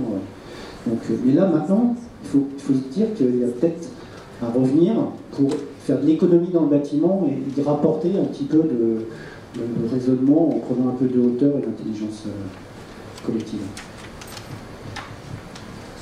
Moi, je suis absolument d'accord avec vous. Je trouve qu'il faut vraiment, pour répondre à votre question, oui, c'est la rénovation effectivement qui est l'élément le plus important. Je crois, je parle un peu sous votre contrôle, mais il me semble que le marché du neuf, c'est à peu près 1% du marché, c'est très peu en fait. Hein. Donc tout le reste, effectivement, c'est le marché, ce qu'on appelle le marché de la rénovation. Et je suis absolument d'accord dans le sens où il faut le lier à la ressource. C'est-à-dire que c'est tellement conséquent, c'est pas pour rien qu'on appelle ça un marché, que la ressource nécessaire pour arriver à être justement dans des attendus de quasiment pas de consommation d'énergie est tellement immense à mobiliser qu'on est vraiment dans une analyse absolument systémique de nos besoins. Et de ce fait, j'avais un exemple alors, qui n'est pas lié à l'énergie, mais qui, moi, m'a parlé tout de suite quand je l'ai lu, c'est qu'on parle beaucoup des circuits courts, particulièrement dans l'alimentaire, en disant qu'effectivement, c'est un moyen de réduire à la fois, là aussi, des raisons d'énergie, l'énergie grise qui va vous permettre de déplacer les aliments que vous allez manger. Donc, à l'échelle de l'Île-de-France, intramuros à Paris, nous sommes à peu près 2 millions. un peu moins, je crois. À l'échelle de l'Île-de-France, nous sommes 15 millions. Il y a 5000 producteurs agricoles en Île-de-France. Donc si on fait un ratio rapide, on voit très très bien que ces 5000 producteurs ne peuvent pas nourrir 15 millions d'habitants. Donc on a posé avec ça la question des circuits courts. Et de ce fait, je pense que c'est... Alors, j'ai pas de solution, hein, mais je pense qu'il est impératif de raisonner différemment. C'est d'arriver à trouver, justement, vous parlez des ressources bois, moi je viens d'une région où, justement, par l'action publique que je présentais tout à l'heure, il y a eu une volonté, dès la fin des années 90, de créer une filière bois qui va effectivement de l'industriel qui va produire la chaudière bois jusqu'à la ressource, c'est-à-dire grosso modo des granulés ou des plaquettes de bois. La conséquence première, c'est la déforestation des massifs des Cévennes, qui, et c'est pas uniquement le seul massif concerné, c'est la même chose du côté de la Drôme et dans les Alpilles, etc.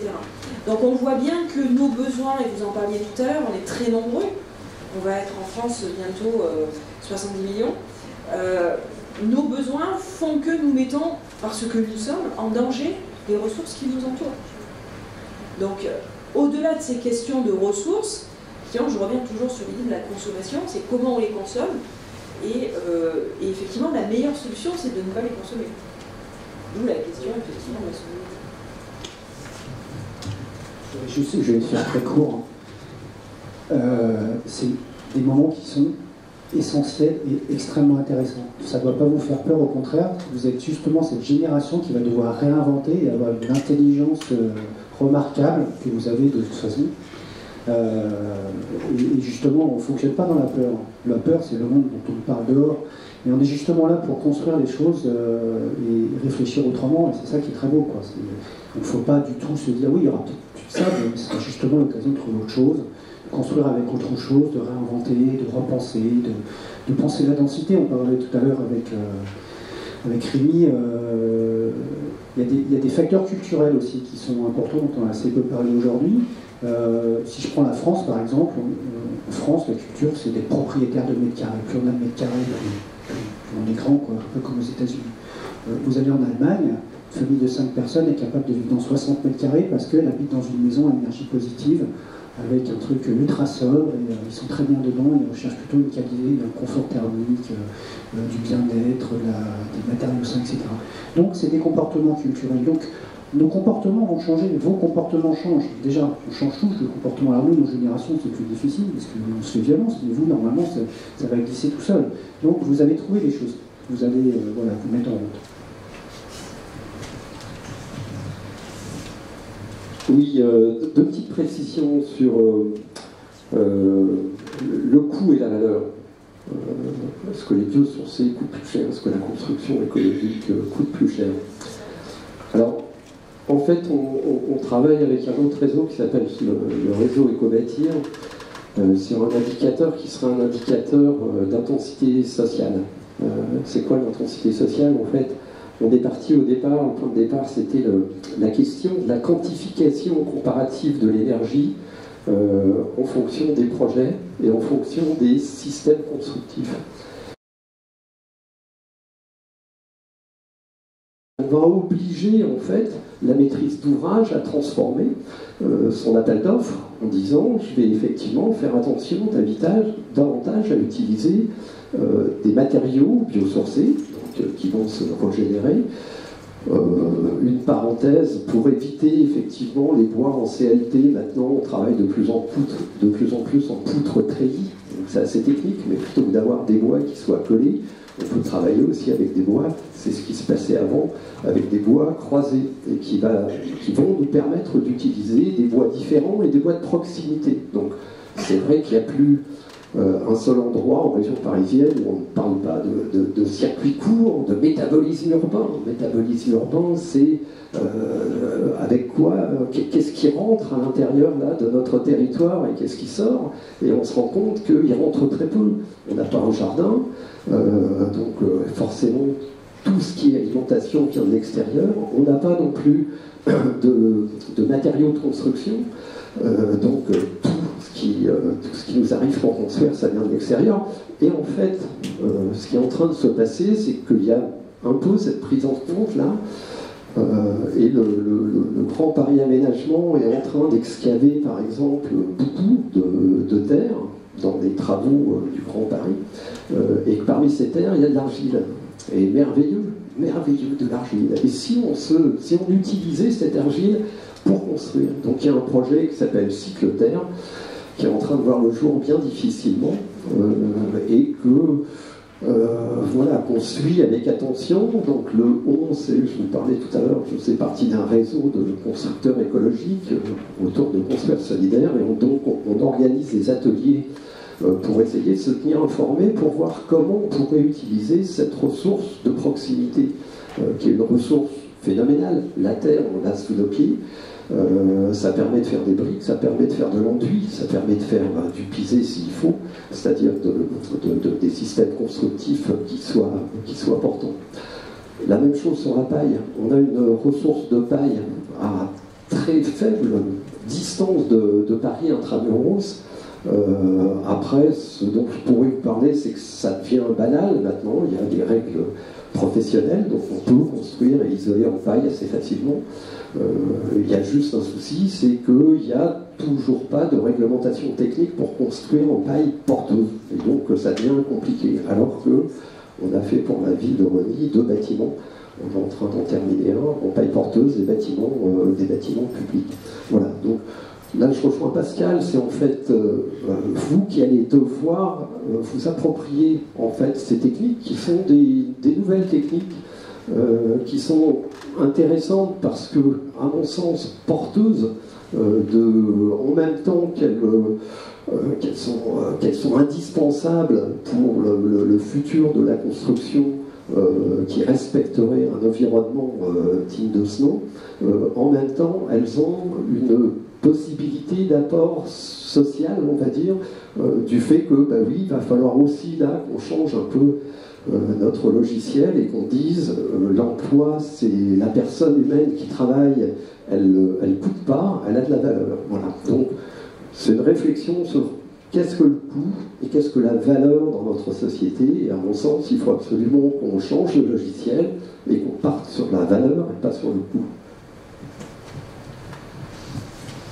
Merci beaucoup, mais maintenant on voulait aussi parler des pratiques dans la nouvelle construction, mais on ne va pas forcément s'y attarder trop longtemps.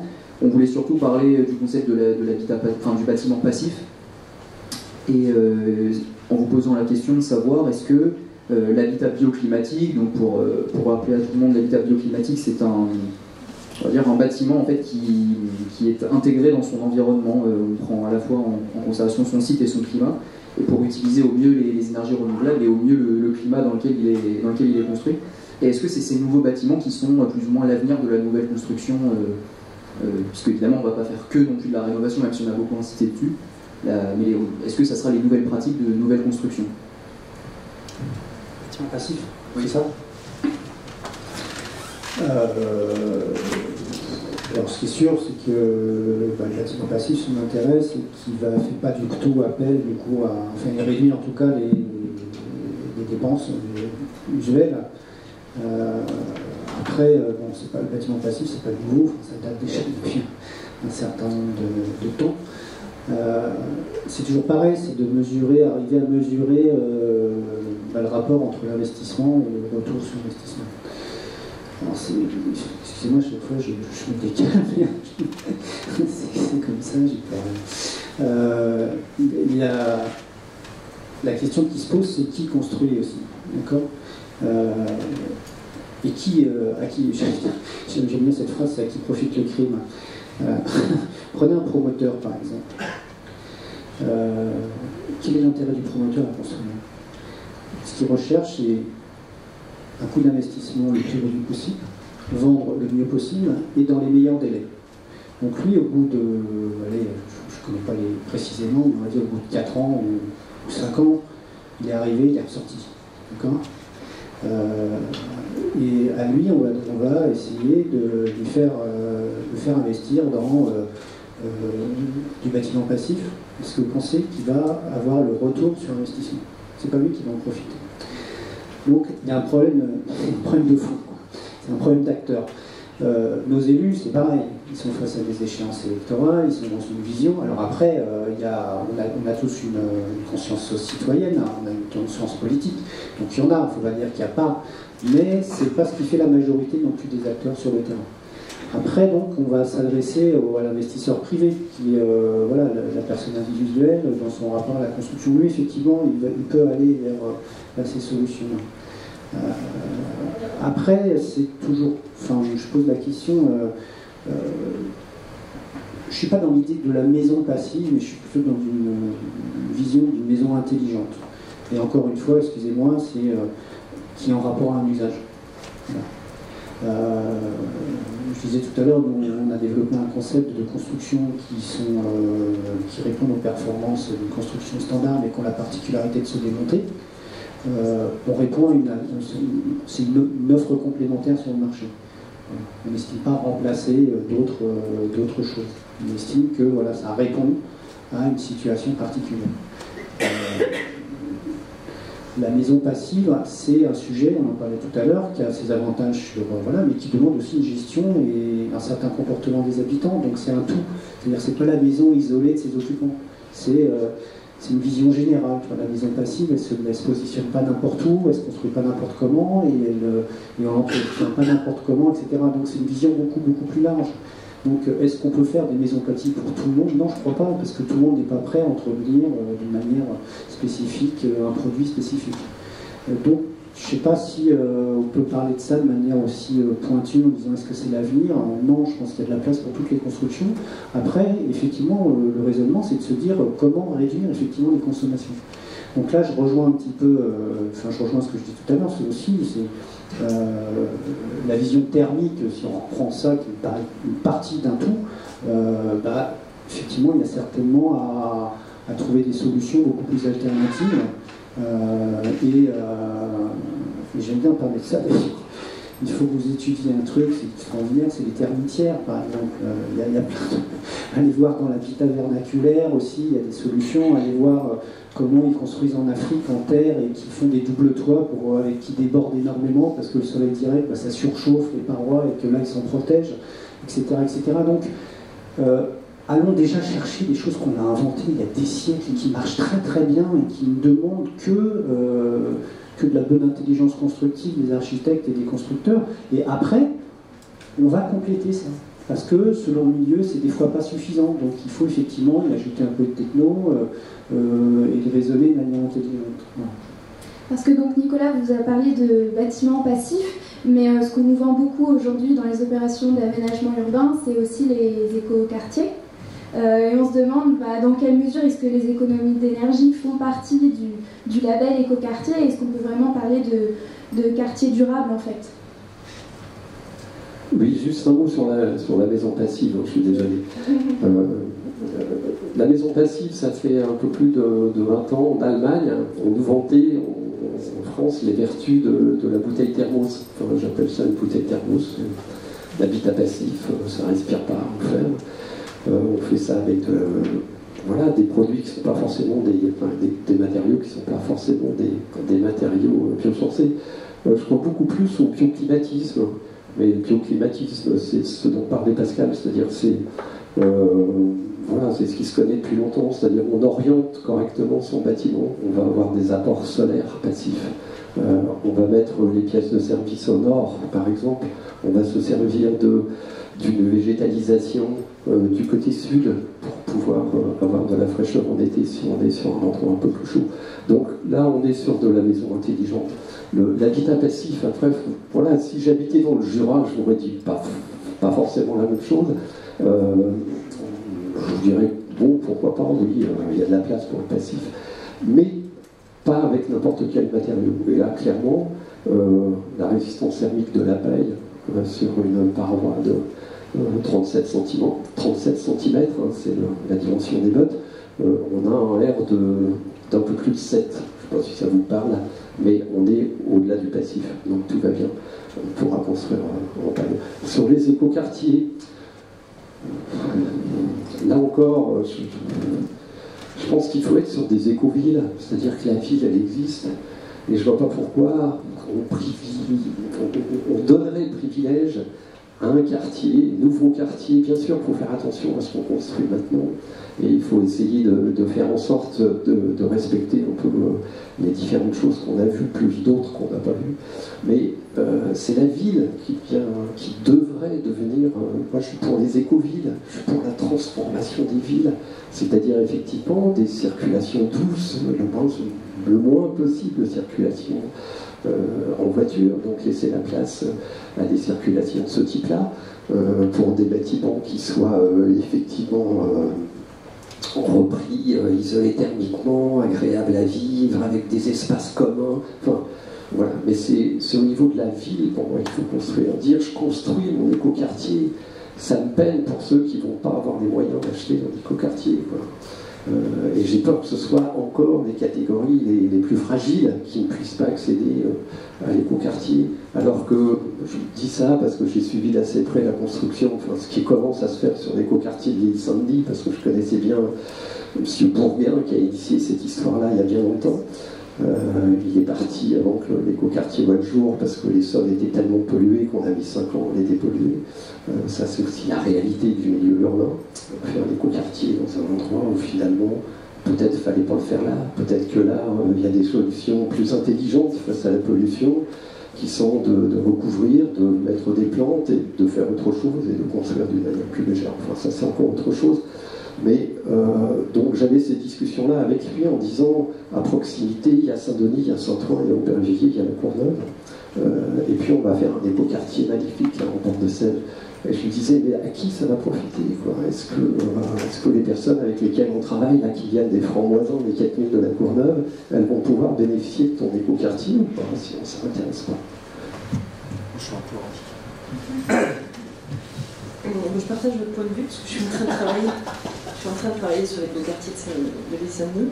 Mais pour en faire le lien et pour répondre à votre question, je pense qu'on est passé à l'ère d'une forme, on va dire, de transformation de l'écoquartier en modèle d'aménagement, ce qui l'éloigne extrêmement considérablement de la pensée première des écoquartiers pionniers européens comme Vauban ou Fribourg, qui étaient aussi des expériences extrêmement liées au local, c'est-à-dire à la caractéristique du territoire dans lequel ils s'implantaient, et travaillant aussi avec la population qui allait être soit riveraine, soit en tout cas habitant de cet écoquartier.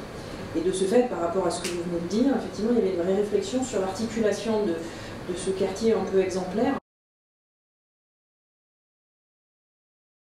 Si on fait des pistes cyclables dans l'écoquartier, et comme à l'île Saint-Denis, au bout de la piste cyclable, on meurt, écrasé par un camion, parce que la piste cyclable a disparu, ça ne sert pas à grand-chose en fait. Donc véritablement, pour revenir aussi, parce que l'écoquartier, ce n'est que dans la façon dont il est pensé maintenant, de manière quasi systématique, c'est aussi l'agrégation de bâtiments passifs de par la loi. Parce que maintenant il s'agit de construire à partir d'une réglementation thermique identique pour tous les constructeurs, et on est à l'ère industrielle de ce type de procédé. Moi j'ai en tête un extrait d'entretien que j'avais fait avec un maître d'ouvrage à Grenoble qui témoignait de la réaction de Bouygues, je crois que c'était Bouygues Construction, à qui ils étaient maîtres d'ouvrage, ils avaient essayé d'imposer un cahier des charges de matériaux comme vous venez de les présenter, et Bouygues a simplement très tranquillement répondu, écoutez, moi je fais du béton, voilà, et je respecte la réglementation thermique, donc vous n'avez rien à me dire. On est véritablement dans cette idée d'échelle, c'est-à-dire de reproduction d'une solution qui, somme toute, est intéressante, hein, le quartier, la première phase de l'écoquartier de l'île Saint-Denis, il est plutôt agréable. Après, il y a une vraie contradiction, comme vous l'avez soulevé, des écoquartiers. À peu près tous les écoquartiers de France sont construits sur des friches polluées dont on n'a pas réglé la question de la dépollution. Et à l'île Saint-Denis, c'est un archétype. Cet endroit est le plus pollué de l'Île-de-France, en fait. C'est une catastrophe. Donc, quand vous posez la question, on vous répond un peu techniquement, en disant, oui, mais bon, alors, toutes les décharges qui ont été enterrées dans l'île, Maintenant, il y a une couche de terre suffisante pour faire isolant, et avec les nouvelles constructions dessus, il n'y aura pas de problème. Je vais bien le croire, j'attends la crue centenale pour voir véritablement ressurgir les problèmes. Et de ce fait, c'est des choses, à travers l'écoquartier, c'est quelque chose là aussi qu'il faut penser, parce que pour moi c'est un concept qui est intéressant, qui pose vraiment la question de l'échelle de la réponse. Là c'est l'échelle de l'îlot, et effectivement, qu'est-ce qui se passe autour? Qui va y habiter? Vous avez posé une très bonne question. Les personnes qui sont en train d'habiter dans le bas de l'écoquartier, c'est aussi un outil, parce que le bas de l'île Saint-Denis est un outil de grands ensembles, avec une population très pauvre, pour créer la diversité sociale. C'est-à-dire que ça va être des classes moyennes supérieures qui vont être là, sachant que le reste du programme, c'est le village olympique. Avec une idée de le transformer une fois ce que les concepteurs de l'écoquartier et les promoteurs actuels appellent l'héritage. Et c'est très bien pensé, effectivement. Il y a eu une conférence la semaine dernière, je ne sais pas si vous y avez assisté, où effectivement les collectivités locales insistent sur la notion d'héritage. À Rio, à Athènes, on a hérité de bâtiments faits pour des jeux dispendieux pendant un mois. Et qu'est-ce que c'est devenu? Donc voilà, c'est la question qui est posée à l'heure actuelle à Paris, alors qu'on est en phase de projet. Oui, oui, tout à fait, tout à fait. Ça nous permettait justement d'arriver à une troisième partie qui est beaucoup plus courte, je vous l'assure, sur plutôt les habitants, du coup, comment agir sur les habitants, parce qu'on en est venu à se poser la question, finalement, une fois qu'il y a une rénovation, qu'est-ce qui empêche un habitant de se dire, en fait, je vais plus consommer, parce que je sais que derrière, je fais des économies d'énergie aussi. Parce qu'on a parlé de la sensibilisation des habitants, mais est-ce qu'il n'y a pas une limite aussi liée au comportement, au mode de vie, au-delà de la construction, réinventer plutôt un mode de vie? Et comment est-ce que les ménages arrivent à prendre conscience de cette transition? Comment est-ce qu'ils se l'approprient en fait? Parce que voilà, ça pose des questions là-dessus. Je ne sais pas, là c'est plus la question ouverte, mais... Là, on touche des modèles de... Effectivement, il y a différents... Enfin, moi, je peux parler des modèles de construction participative, effectivement, où il y a des habitants qui se prennent en charge. Souvent, c'est pour l'acquisition, quand même, c'est pas pour le locatif. Où effectivement, ils s'engagent dans un processus d'échange et de concertation avec des architectes, des bureaux d'études spécialisés, etc., où effectivement là il y a une prise de conscience, parce qu'ils sont immergés, et souvent en plus c'est des processus de participatif, c'est des processus qui sont longs. D'ailleurs il y a souvent de la perte en ligne, comme on dit, parce qu'il y a ceux qui démarrent, le futur propriétaire, puis à un moment donné il y a ceux qui s'essoufflent et qui sont remplacés par d'autres. Mais bon, au final, ça aboutit quand même, ces opérations qui sont très très longues. Mais eux, en tout cas, ils sont très sensibilisés à ces sujets-là, et donc ils ont un comportement qui va de pair avec ce qu'ils ont choisi, au final. Après, dans d'autres contextes, que je connais un peu mieux, c'est vrai que le contexte social, par exemple, c'est un vrai sujet, ça, le comportement. Dans l'insertion sociale, notamment, là, je peux parler de l'expérience que je connais bien avec... Habitat Humanisme, donc on fait du logement d'insertion, et donc là c'est le logement qui est prétexte à réparer des gens qui étaient un peu abîmés par la vie. Et effectivement, on leur réapprend à éteindre la lumière, à avoir une vision, vision un peu économique de l'occupation de l'espace, de ne pas laisser les fenêtres ouvertes, etc. Ça tient à des gestes simples au départ. Mais ce qui est aussi étonnant, c'est qu'en face, on parle toujours on parle des fabricants de techno, etc. Et là, il y a des gens comme Schneider, comme Egger ou d'autres fabricants qui ont mis en place des compteurs qui n'affichent plus le kilowatt et qui affichent le prix. Donc la personne, chaque jour, quand elle passe devant son compteur, elle se dit tiens, elle voit sa facture s'afficher progressivement, Et du coup, ça agit sur son comportement. C'est pas inintéressant, il ne faut pas non plus que ce soit... Voilà. Mais je trouve que c'est... Voilà, c'est des sujets qui ne sont pas inintéressants pour discuter, voilà, psychologique et autres, mais en tout cas, on montre que finalement, là, ça montre qu'il peut y avoir aussi des liens, des fois, entre ce monde de la techno et puis des encadrants d'insertion, la psychologie, etc. Donc, enfin voilà, c'est un exemple qui illustre un petit peu le sujet.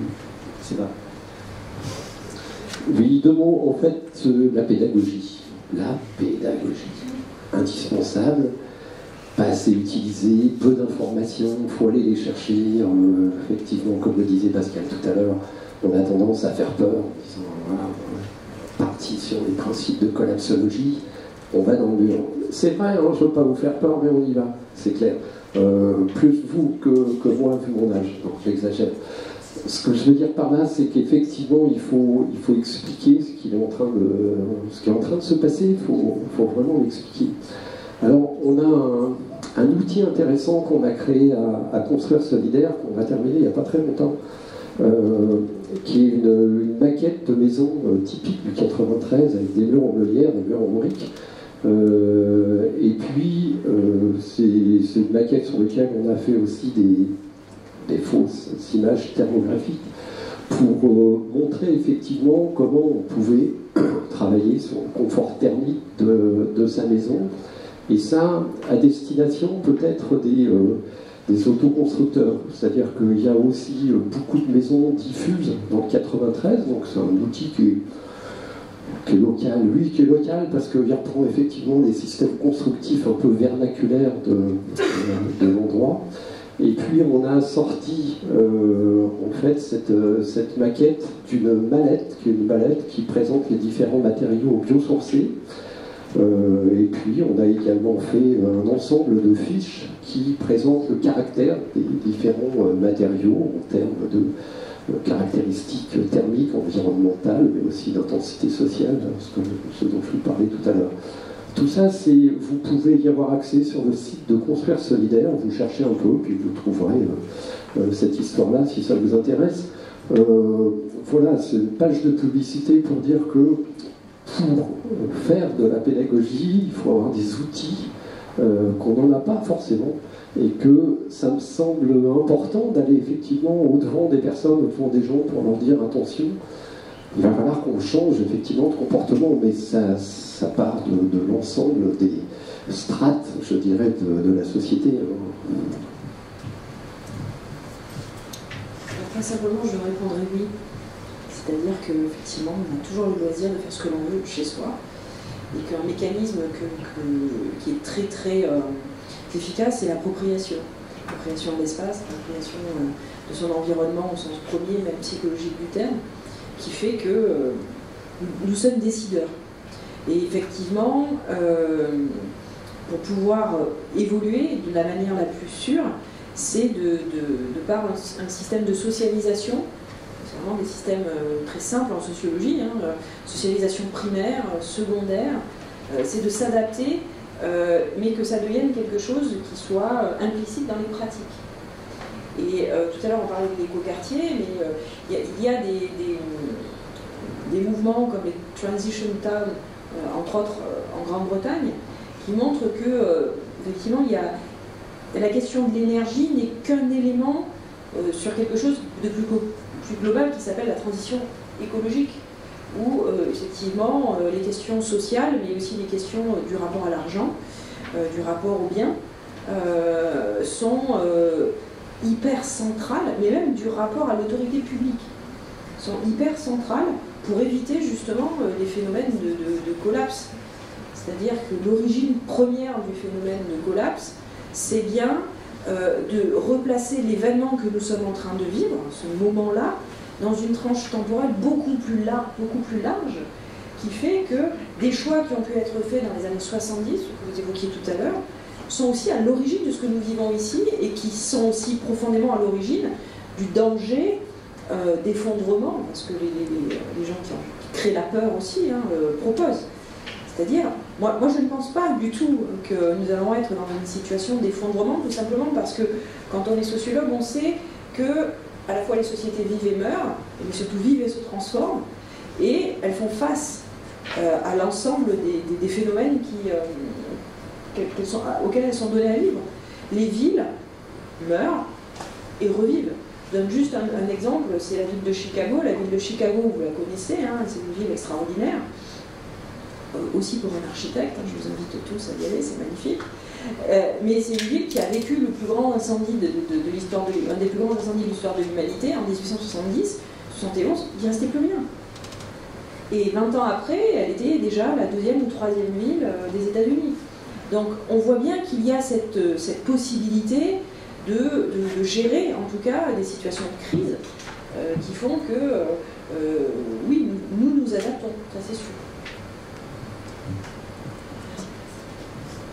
Du coup, on va pouvoir passer à la dernière question de la séance, et en parlant, donc on l'avait un petit peu évoqué au cours des discussions, mais sur la précarité énergétique. Donc pour rappeler, on considère en situation de précarité énergétique tout ménage qui consacre plus de 10% à son budget, je ne sais plus si c'est mensuel ou annuel, en tout cas en revenu disponible, 10% de son budget à l'énergie. Et est-ce que vous connaissez aujourd'hui des exemples, on va dire, de quartiers, de bâtiments sur lesquels on est intervenu en rénovation et qui ont participé à amoindrir cette précarité énergétique? Est-ce qu'il y a quelques exemples en Ile-de-France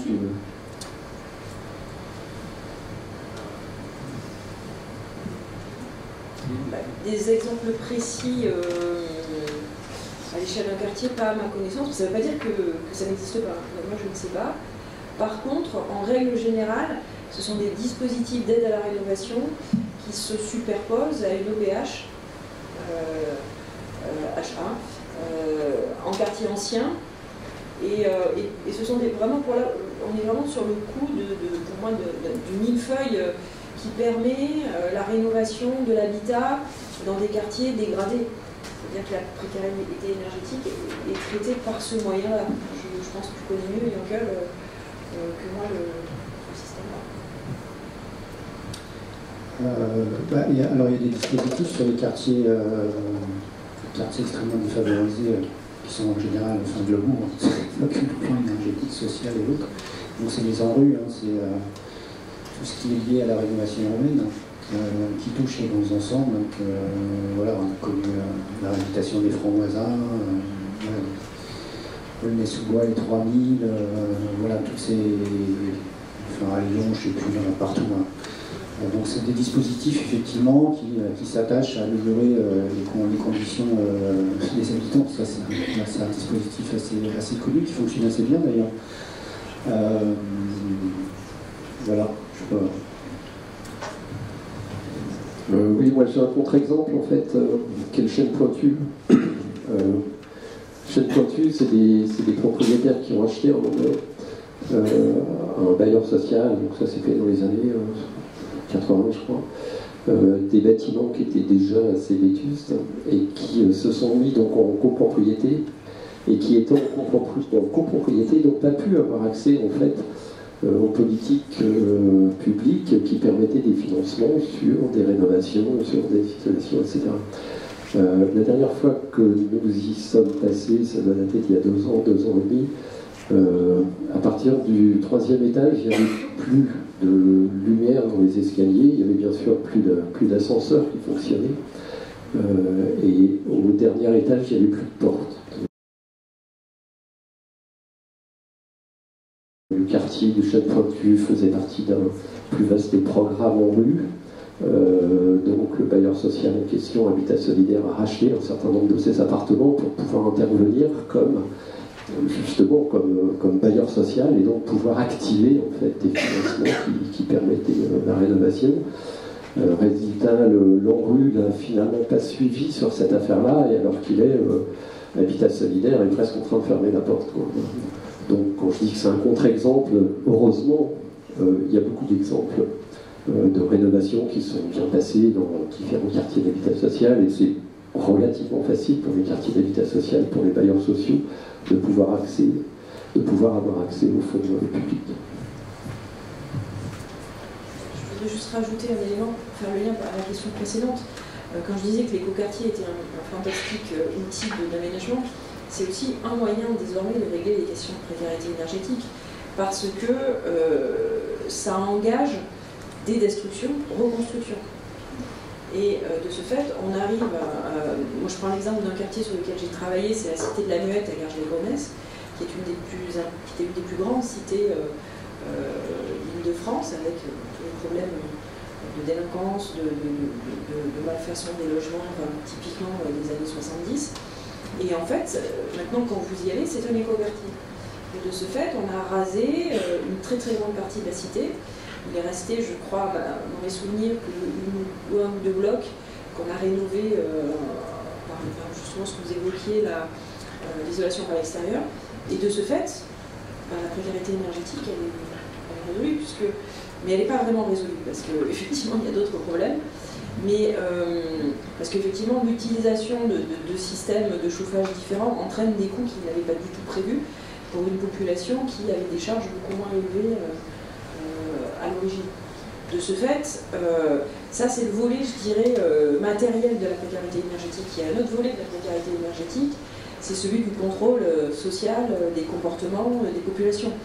C'est-à-dire que la question de la précarité énergétique, elle existe depuis que l'énergie moderne existe.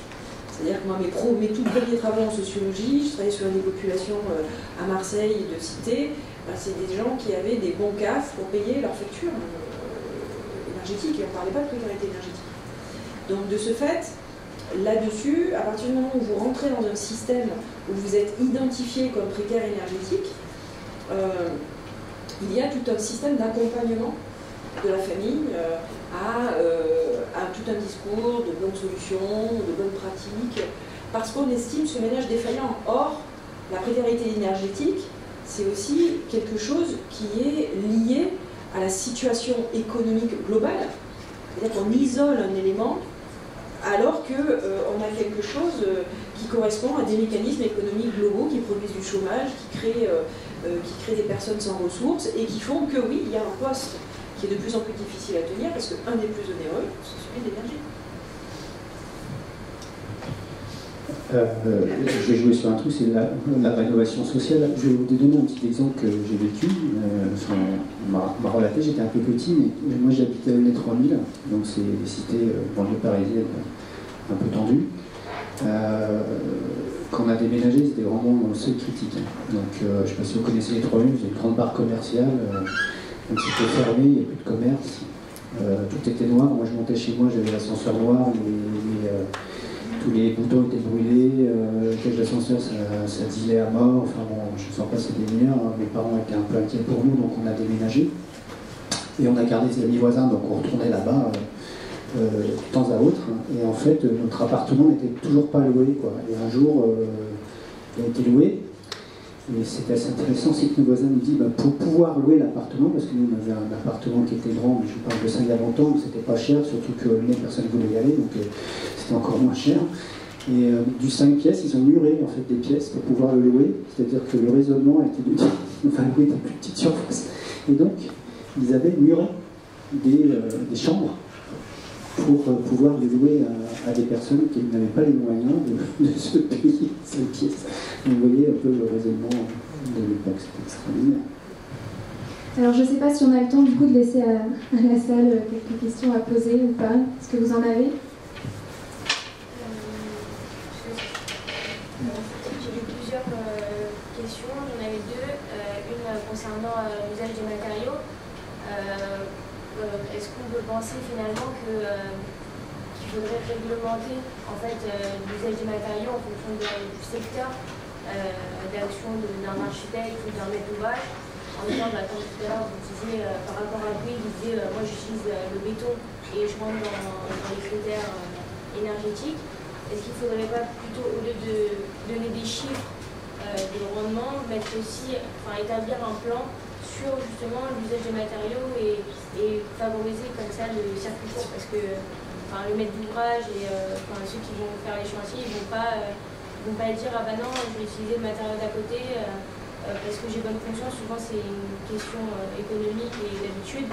Donc est-ce qu'il ne faudrait pas vraiment réglementer et mettre des lois sur ça pour finalement obliger cet usage? Alors moi, je suis contre la loi, en fait, parce que je trouve qu'elle est limitative. Et je pense que faire changer le comportement de nos élus, s'il doit changer le comportement des grandes entreprises voilà, qui font le lobbying comme beaucoup d'autres, qui peuvent avoir d'ailleurs parfois des très bons comportements, il ne faut pas non plus mettre tout à la poubelle, ça va venir de la base, ça va venir de l'habitant. C'est-à-dire, vous voyez, le comportement de consommateur qu'on a fait changer les producteurs. Je prends un exemple tout con dans l'alimentation, c'est les œufs de poule. Ça coûte tellement peu cher un œuf que même les foyers modestes se tournent vers un œuf bio. Et bah, tout a changé dans la production des œufs. Tout a changé. Ils ont été obligés, plus personne n'achète. Voilà.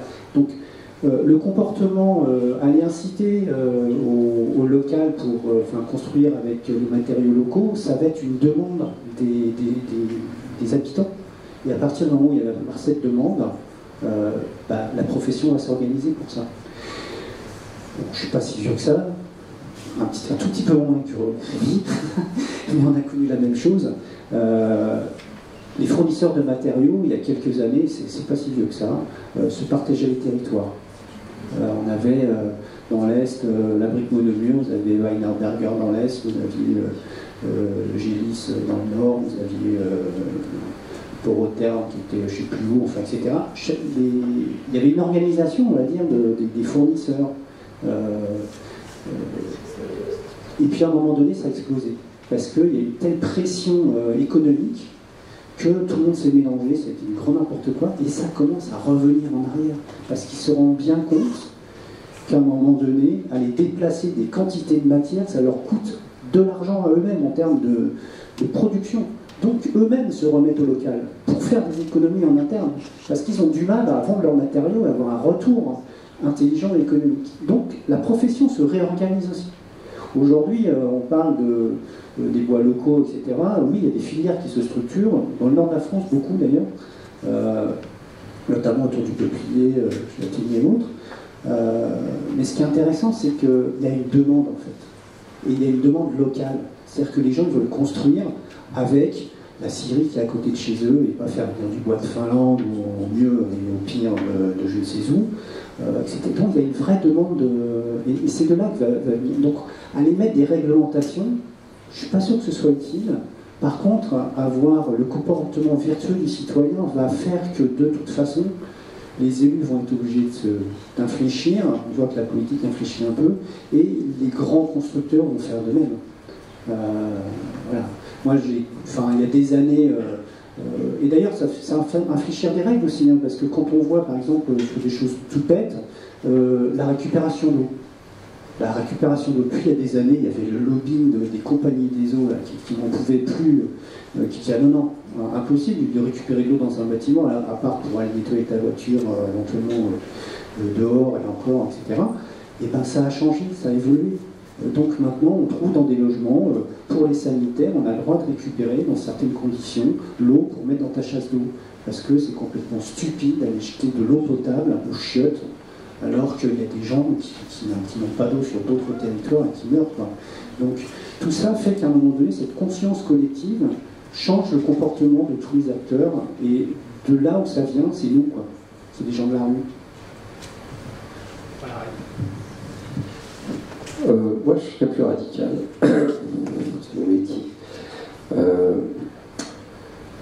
Je crois que, bien sûr, on en a parlé, il y a une histoire d'incitation et de comportement. Mais par exemple, tout ce qui est construit type loi de Robien, donc loi de Robien, quand vous êtes retraité, on vous appelle en disant vous devez bien avoir un petit pécule de côté là, vous pouvez participer à des constructions de logements que vous louerez, et en échange, vous aurez une défiscalisation, voilà, plus ou moins importante.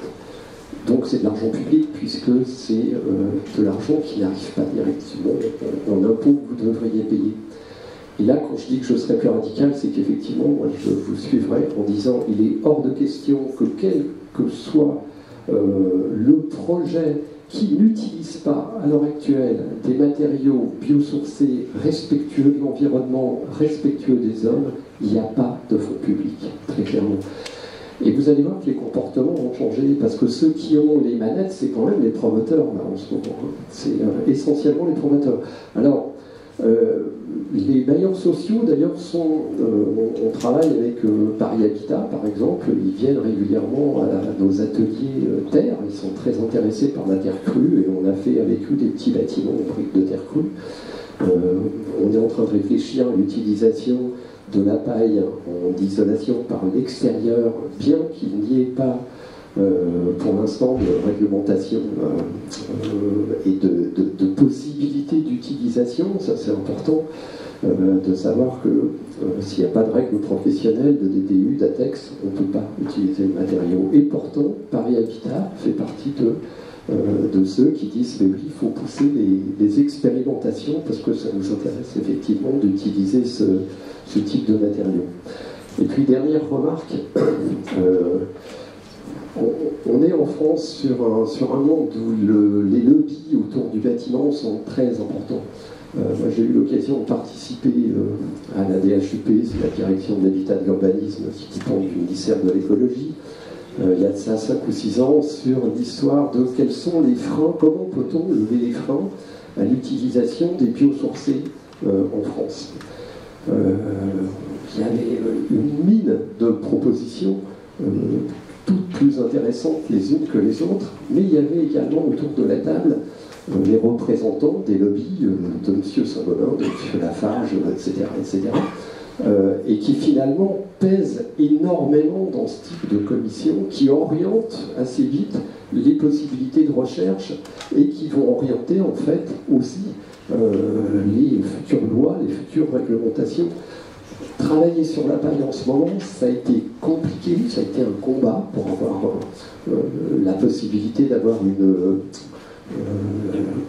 voilà, les règlements qui nous permettent de travailler avec. On est en train d'essayer de travailler sur la paille porteuse, c'est à peu près aussi compliqué. On se fait retoquer assez facilement par une commission qui s'appelle la C2P, qui est censée valider les systèmes constructifs. Donc c'est pas simple. Je pense qu'on va s'arrêter sur ces 2 prises de position. Merci en tout cas à tout le monde. Et on se retrouve la semaine prochaine pour le 4e débat.